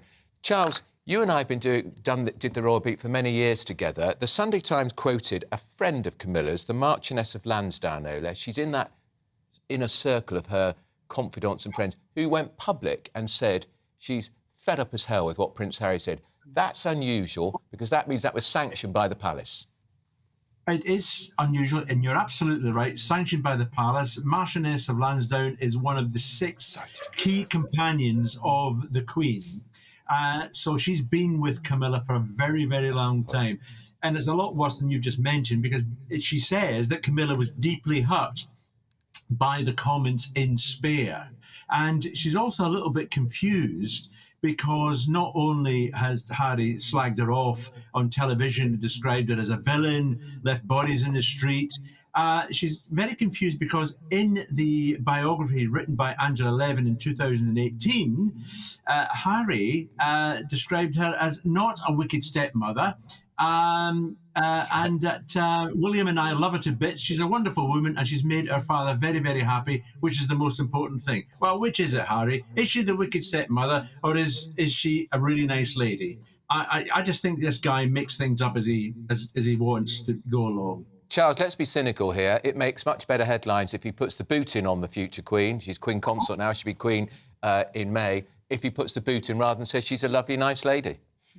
Yes, absolutely. You're absolutely right. It's a far better headline. It's poor old Harry again. He's had to suffer this other woman coming into the family.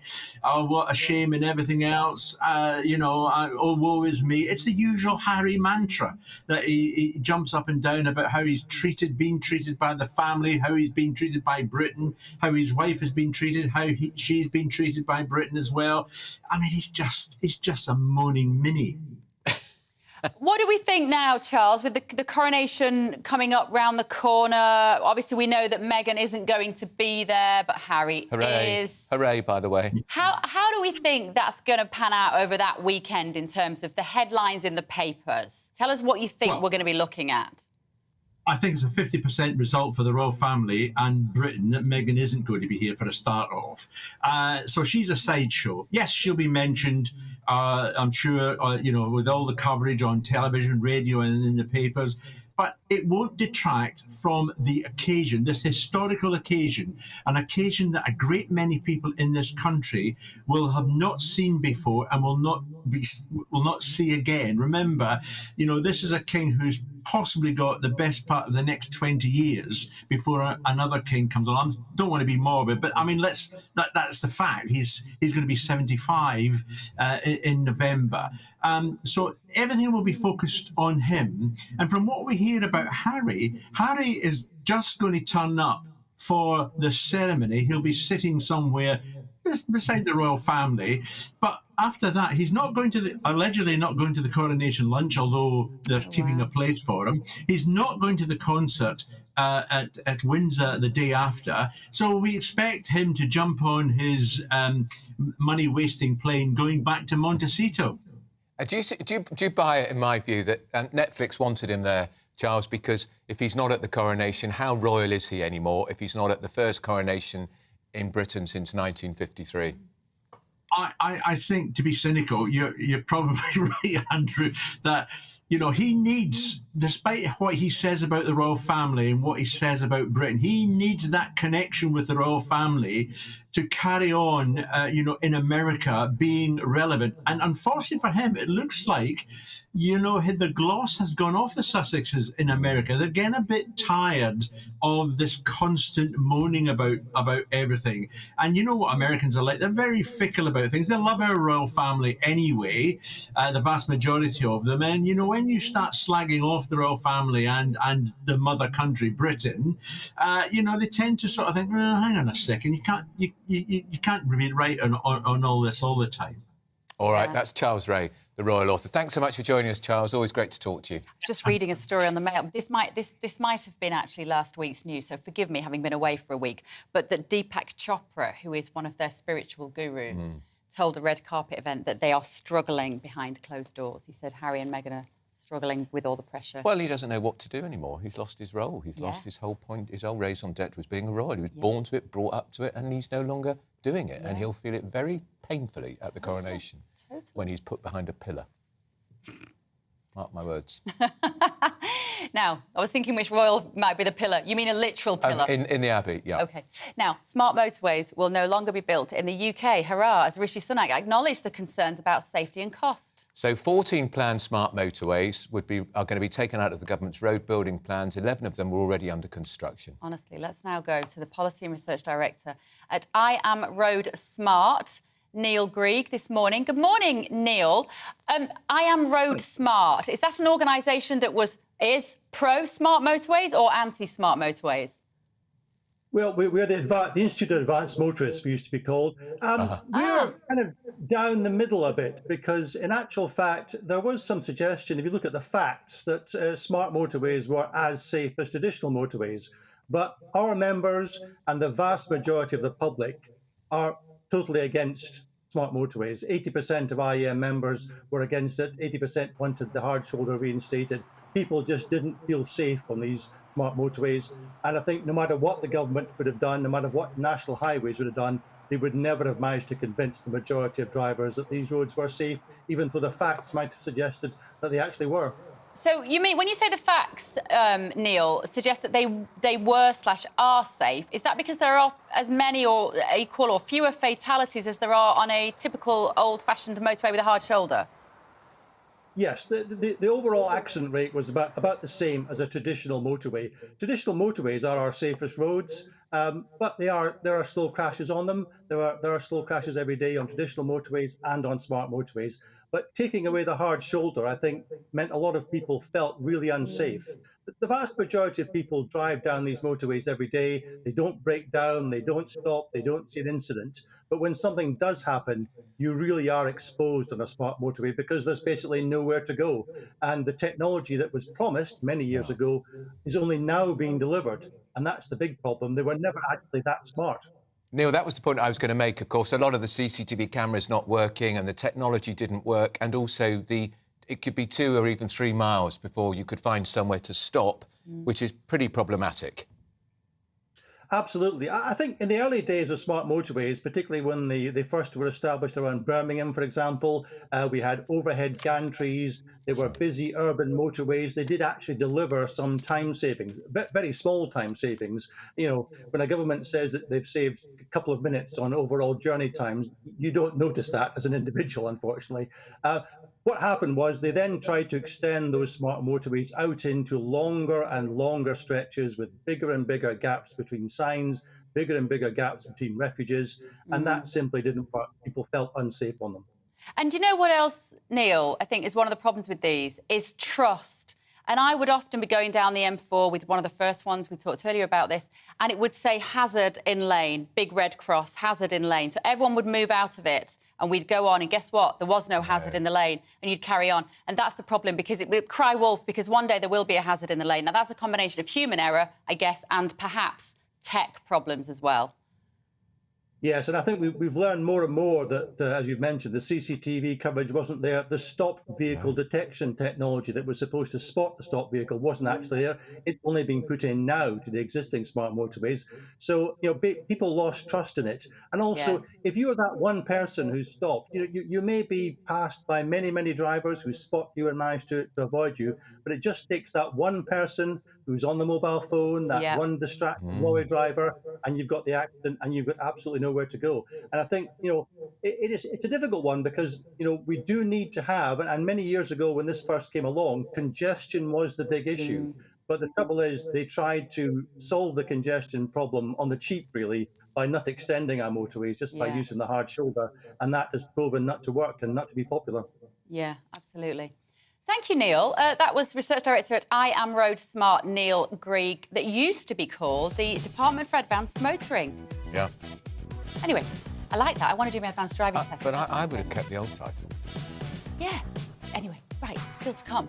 Just how crippling could the upcoming nurses' strikes be for the NHS? Find out after your morning's news with Aaron Armstrong.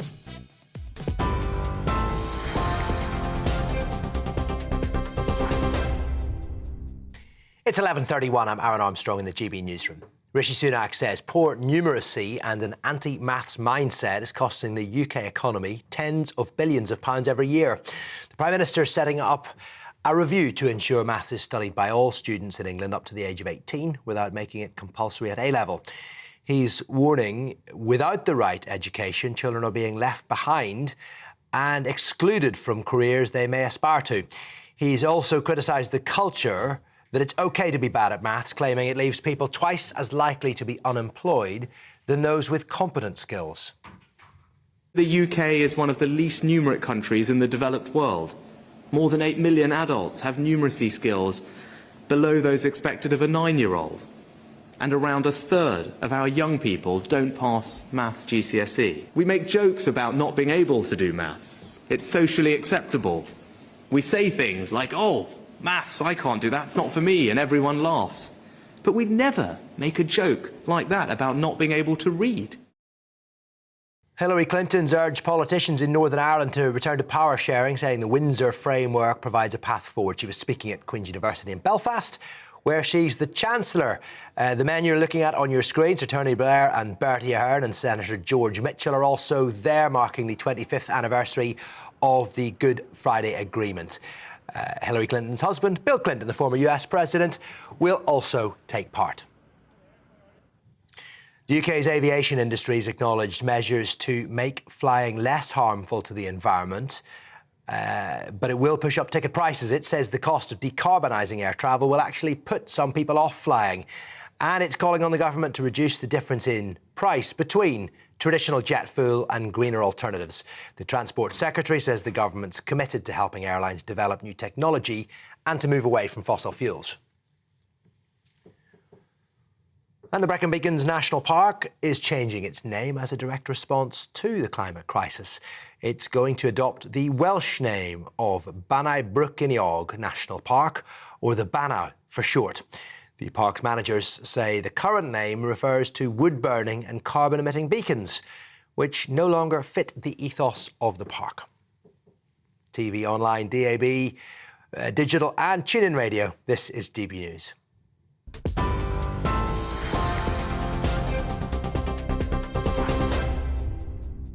Direct Bullion sponsors the Finance Report on GB News for gold and silver investment.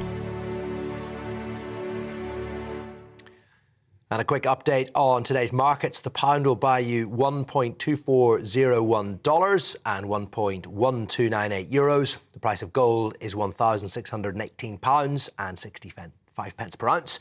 And the FTSE 100 is at 7908. Direct Bullion sponsors the Finance Report on GB News for physical investment.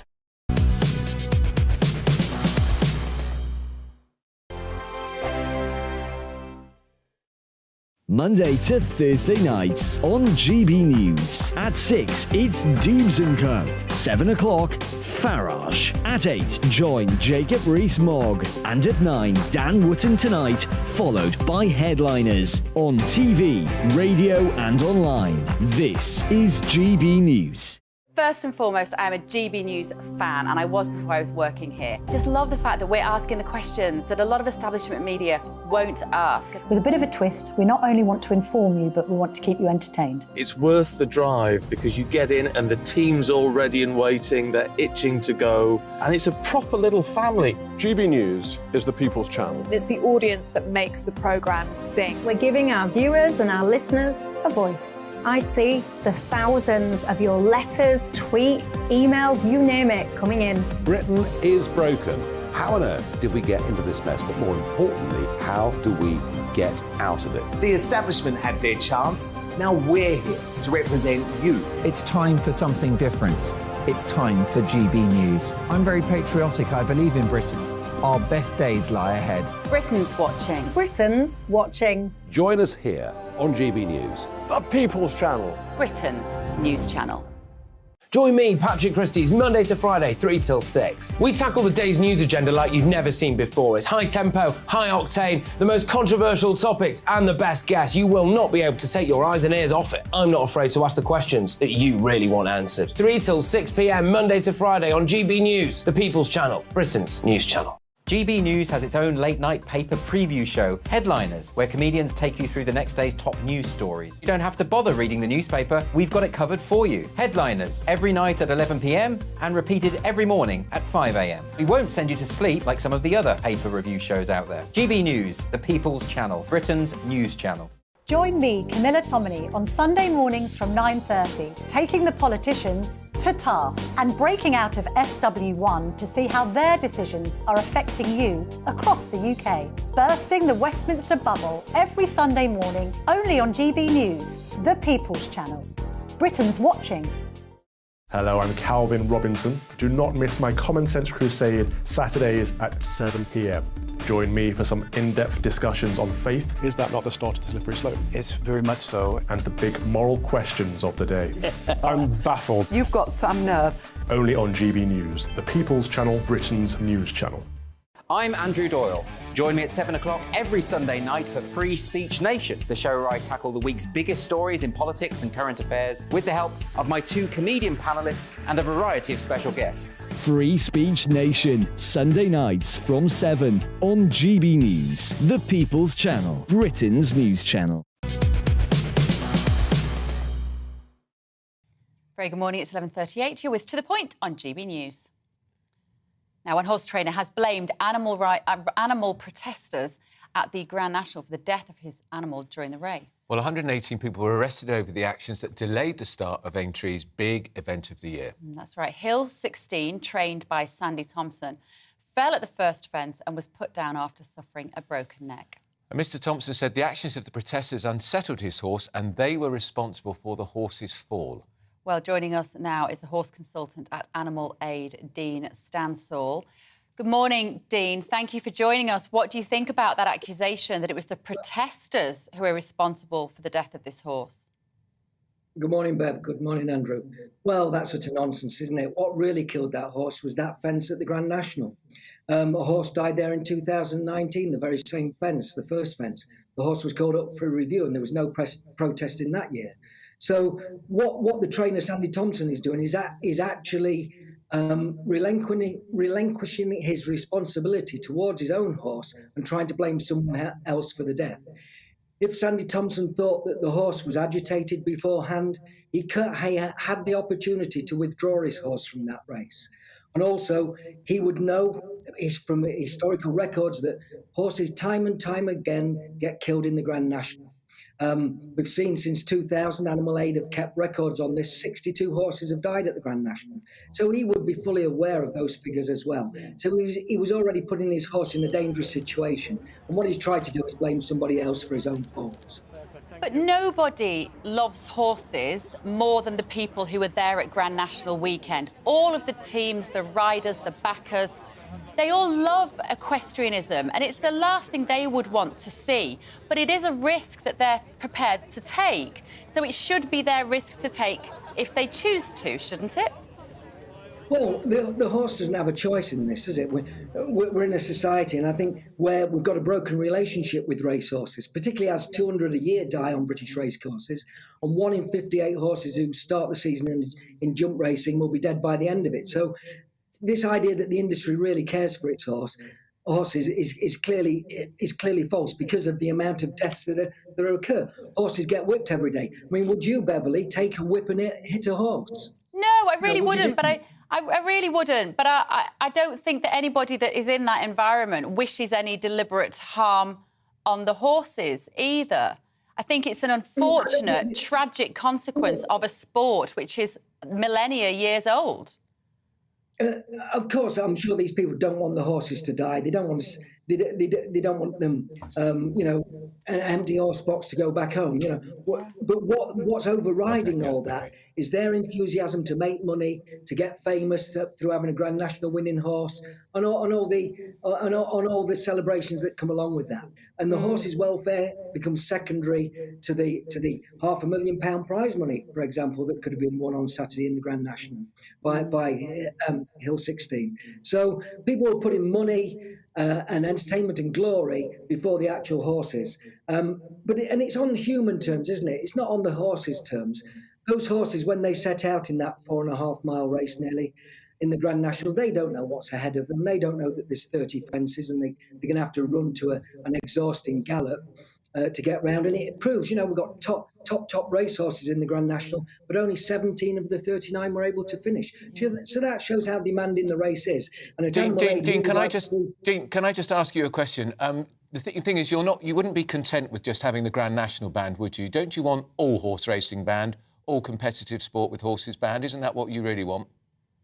Yeah, I'll tell you why, Andrew. Well, Animal Aid went inside a horse slaughterhouse over 2 years, and we looked at the horses going through there, and it was shown on Panorama, the famous documentary programme, our findings. We found that 4,000 racehorses and many more sport horses as well were going through the slaughterhouse and killed for their meat. Some of them very, very young horses. One of them, a horse called Vita de Rock, was trained by the Grand National winning trainer Gordon Elliott. The horse had won £200,000 nearly in prize money, and 3 months after he'd finished racing with Elliott, he was in the slaughterhouse. So that's the callousness of the industry. And whilst that exists, I don't think, and we certainly at Animal Aid, and I think a growing number of people wouldn't support that either. Dean, just question that raises is where does the meat go from horses? Most of the meat goes to Belgium, Italy, Southern Europe. If you eat a polome sausage in Italy, it's going to be horse meat. But the point is that should we be doing this to our racehorses? Yeah. Should we be using them as entertainment and then as food products? I think that's morally wrong, and I think we are denying the public transparency on what is really going on with this industry. And it's time that this was opened up and exposed. All right, Dean, that's Dean Stansell. You make your case very powerfully from Animal Aid. I hadn't heard of that. Don't remember that Panorama documentary. Patrick, did you bet on the National? Yeah. Did you? As a child, 10 pence on red rum, and red rum came in. Bob Champion was the champion. I can't even remember it. Was he? Oh, very good. So it came in at about 10 to 1. Yeah. And it beat the top weight Chris, who faded in the run-in. Yeah. So and I also bet on another one called Rag Trade a few years later at 18 to 1, I think, and that came in as well. So I was quite lucky with the Grand National. You're a gambling type? No, the only gambling I've done is the one time I went to Las Vegas and just spent the whole night in the casino downstairs, and that's no windows, no clock. Just oxygen being pumped downstairs. I did not know what time and it was. Alcohol. And if you're gambling, they give you free drinks. It's so bizarre being in there. You just don't know what time of day it is. It's trickery, that is. It is. It's not very healthy. This is a bit of a dark story, Patrick, about the rapes and sexual assaults taking place in hospitals every week. Yeah. Yes, it's in a few papers. The Daily Mail has got it on page 1.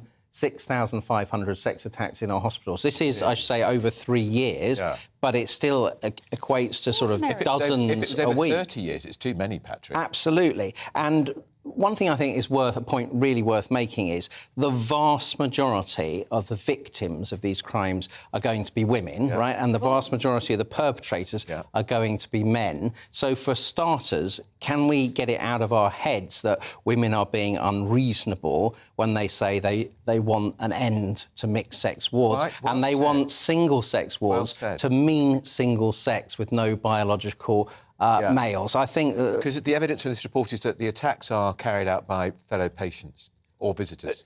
Yeah, a variety, but particularly more likely to be that, thank goodness, I suppose, than staff. Yeah.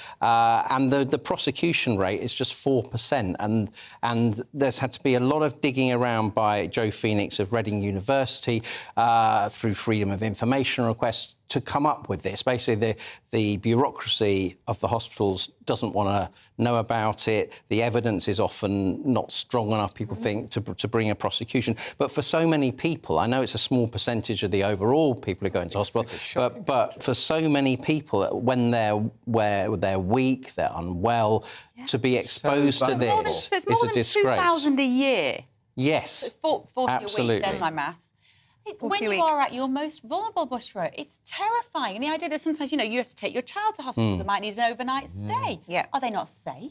No, it's, when I read this story, I was absolutely horrified. I was thinking to myself... It's chilling, isn't it? It's horrible that you're gone in there, that you're a patient, there is something wrong with you, and that you're vulnerable to have being raped or sexual assault and rape. And you could be under the influence of drugs and so unable to fight anybody off. Yeah. And also even to scream. We need to understand as well, who are the real perpetrators? I know because they kind of vaguely gave us an idea of who the perpetrators are, but there's nurses around. Perhaps the nurses need to do more rounds, double-check that everyone's okay. That's not their job, is it? A nurse to protect patients from being sexually assaulted in their bed? I know, I mean... It raises so many questions, this story. It does, and obviously security at the entrances to wards as well. There's also a point being made that since the COVID thing came in and everyone's masked all the time, it's harder to spot the identity of offenders as well. Of course it is. You couldn't... The NHS is crippled by costs already. Well, the idea you're going to put a security guard in every ward? This is to say, if you get the mixed-sex wards... How many... Jeremy Hunt was going to get rid of those when he was Health Secretary, do you remember?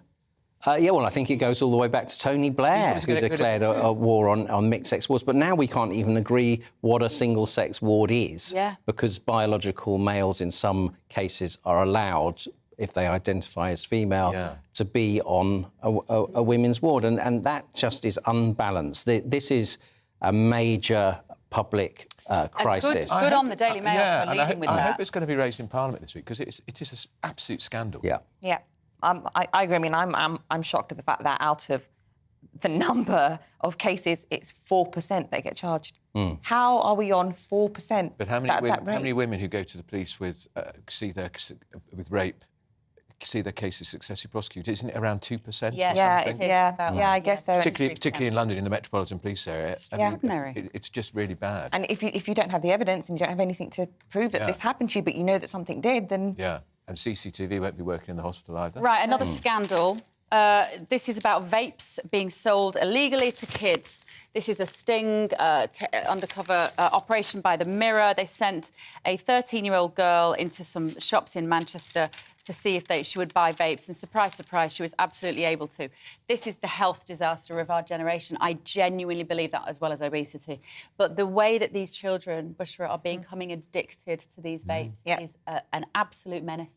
That's because what we did, what happened with the whole vaping was it was projected and marketed like it was some fancy fad, and it made you look cool. So just go into vaping. At that time, we didn't have much information about it and how dangerous vaping actually is. So what children started doing was kind of adopting. I know people go to like the Arabic places as well, and they smoke a shisha, and that's quite casual. It's a social thing. Yeah. This has started all on the wrong foot. It's all on the wrong footing. There's a vaping shop near me, where I live in North London. It is like looking into a sweet shop. The colours are so bright. It's every colour of the rainbow. Whereas if you go to my newsagent to buy your paper, all the fags have been obscured because they're dangerous and bad for you, but they're encouraging people. And all these flavours, bubble gum and cherry, they're not aimed at old blokes who are trying to kick smoking. They're aimed at kids. I personally now think, Patrick, that vapes should only ever have been available on prescription, because they were meant to be a health measure to help smokers quit. But what they've done is they've created a whole generation who are now addicted to nicotine. Yes, I suppose arguing on the other side of it, that they absolutely have nicotine addiction. What they don't have is the tar and the other gunk. Highly carcinogenic. We don't know what all the chemicals are in it. We don't know what the long-term effect will be, but I very much take your point and Andrew's point about the bright colours, and it's almost of primary appeal to children of secondary school age. Of course, Bev won't have noticed, but last week the government's announced a pilot scheme where they're going to give free vapes to people to get them off fags. Now, is that really what the taxpayers should be doing? Is that what the state should be doing? That tells me how deeply embedded the vape industry is with the government. That's what that tells me. They've got somebody by the proverbials, I have to say, because the way that they've managed to get these marketed to children primarily is deeply disturbing. And there was a child in the paper the other day whose lung collapsed because he'd vaped so much. And the problem with vaping, you can do it anywhere. You don't have... The parents can't smell it. Kids are doing it in classrooms, they're doing it in toilets. They do it on the tube. I'm sure they're not on the tube, indoors in some places. And also, there was a study done that actually showed that you cannot tell how many equivalent cigarettes you'd be smoking if you're vaping. There is no control over the puffs. All you do is, you know, there's a little clip-on that you enter in, and then once that finishes, you don't know. I think it's what, like, one of those mills is like equivalent to like 40 fags. That's right. It's ridiculous. It's too much. And what is the tax implications? Because we tax people, we smoke. What is a packet of cigarettes now? 14 or 15 pounds, 70% of that. Yeah. Tax. We're not even taxing this. We're giving them away. Yeah, it is creating the next generation of nicotine addicts, and it's all very well to say, well, it's better than smoking. Well, there's a lot of things better than smoking, but replacing one addiction with another is not the solution. The nicotine is a drug. It has an effect on a child's brain. And they're all at it. It's terrible. It's but well done, the Mirror. Well because done. 13, and that is the law being broken by those local shops. They won't be prosecuted, of course. Yeah. Bushra, Emma Watson has marked her 33rd birthday by revealing how profoundly the planet Saturn has influenced her life. God. Yeah, she has. Does that explain a lot of where she's gone slightly mad? Well, we were speaking about this earlier as well, and saying how maybe she's got a little bit of a Hermione kind of in Harry Potter. Harry Potter's magic has kind of seeped into her real life. But you know, it's interesting because there is a huge following with astrology and star signs. In this country, people love going to psychics. Right. They want to have this, like, warmth about something bigger than the Earth, the connectivity somewhere, you know, in space, because space is, you know, a place that we still don't know how much has Saturn influenced her, then? What's it done to her? Well, apparently what happens is that it sort of does a lifespan, so it circulates, and whether that's 10 years, 20 years or 30 years, but it has to be in line with a particular birthday. Right. So for hers, it was on her 29th birthday, and when that happened, she said amazing things happened to her in her life.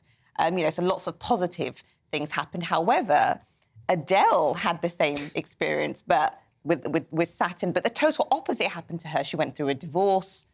So, you know, with these things, you can't tell whether it's going to have a positive effect. Because, to be honest, this is pretentious nonsense, isn't it? Let's be completely honest. It's pretentious nonsense. Showbiz woo-woo, I would call it. She's away with the fairies, that woman. Yeah, and it's not surprising, I would say, on a sort of cynical scientific riposte, that someone in their late 20s, about to turn 30, alters their lifestyle, tries new things, gives up old things, and perhaps that's not because Saturn has returned to the coordinates it was in on the day of your birth. When she got the part of Hermione in Harry Potter, where was Saturn then, I wonder, in the orbit? Was it anywhere near her? Probably like 5 or 10%. That's what really changed her life, didn't it? Yeah, true. But I've got something to add in this. So obviously I'm Muslim, and in Islam, we believe that the perfect age of heaven for human beings will be 33.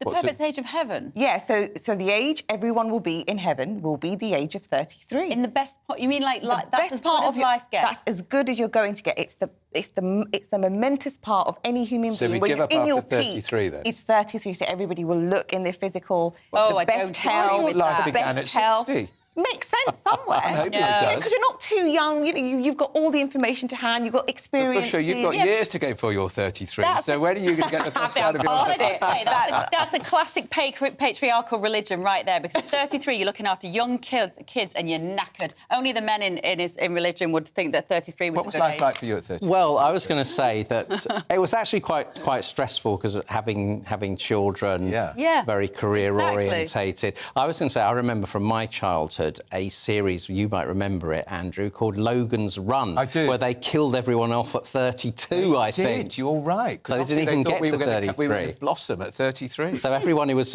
the wrong side, so-called, of 30 went AWOL. So, Bushra, are you depressed that your best years are behind you? No, I'm not, because, you know, we're all going to age, aren't we? And we've got to accept the fact that, you know, as we get older, our health isn't always going to be the best. We've got to keep maintaining ourselves. That's just a part of life. Yeah, but I think life gets better as I get older. I do. You know, I think people peak at different ages, for sure. People peak You at different haven't ages. peaked. I can Too tell. Too kind. I can tell. And Patrick certainly hasn't peaked. I'm in my prime. A bit of a slight change of gear, Patrick. So we've been talking a lot of the time about sending Britain's illegal migrants, asylum seekers, to Rwanda. Yes, well, where are they Rwanda going? have now said, we haven't got any space for them. Just What? get them on the plane. Yeah, so this is the opposition party leader Well, he would say that, in Rwanda. I think it's a she, actually, Victoire Ingabire Umuhoza. See, my Well done. mastery Not of only Welsh. not only Welsh I get wrong. But this is interesting to me because if the opposition party in Rwanda is saying, effectively, if we take power, we're dropping the scheme, that just shows the fragility of farming out your illegal immigration problem to another country, right? So I've always thought what we should be doing is building a big offshore centre on Ascension Island, which is UK sovereignty, with no resident population other than people working on British and American bases. And we would be in firm control that way. I'm told the Treasury has ruled it out because they don't want to invest in a large salination plant to increase the water supply. It's a very good idea. It is a very good idea. The runway's a bit dodgy in Ascension Island, that's the problem. If that government gets in and they kick out our plan, can we have our money back? Probably not. No. Right, we've come to the end of our show today. Patrick and Bushra, thank you so much. Coming up next is GB News Live with Mark Longhurst. This is The Point with me, Bev Turner, and Andrew Pearce. We'll be back tomorrow morning at 9:30. See you.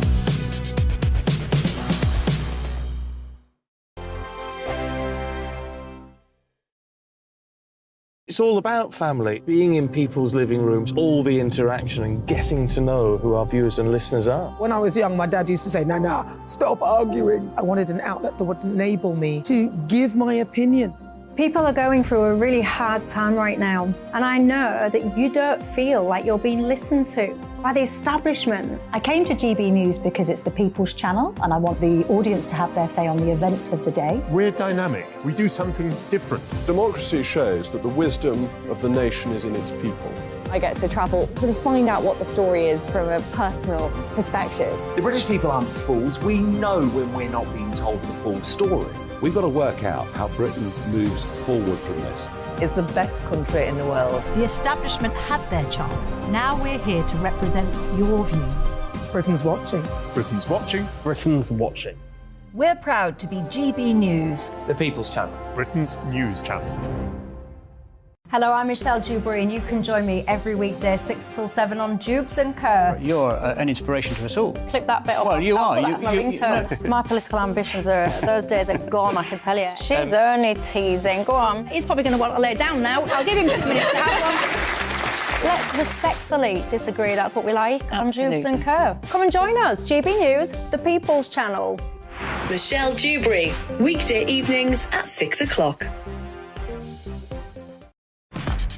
Start the day with GB News. We catch up on all the big stories you didn't hear the night before. And take a look at what the world's talking about this morning. That's right, Monday to Thursdays from 6 o'clock. It's Breakfast with Eamon and Isabel. Straight after breakfast, join us, Bev Turner and Andrew Pearce. We're going to take you through till noon. We'll be tackling the big topics of the day, including the things that the other channels just won't talk about. If it's happening here. Wake up to mornings on GB News, the People's Channel. Britain's news channel. I'm Simon Evans. Join me on GB News for Headliners at 11 p.m. What's the scoop? I'll be joined by 2 of the country's top comedians. That's right. As we take a look at tomorrow's newspapers tonight. We're going to get into trouble. If it's a big story, we'll be covering it. Spill some tea on him. There we go. But we'll also have some fun. I wouldn't stick up a bank. My father didn't love me.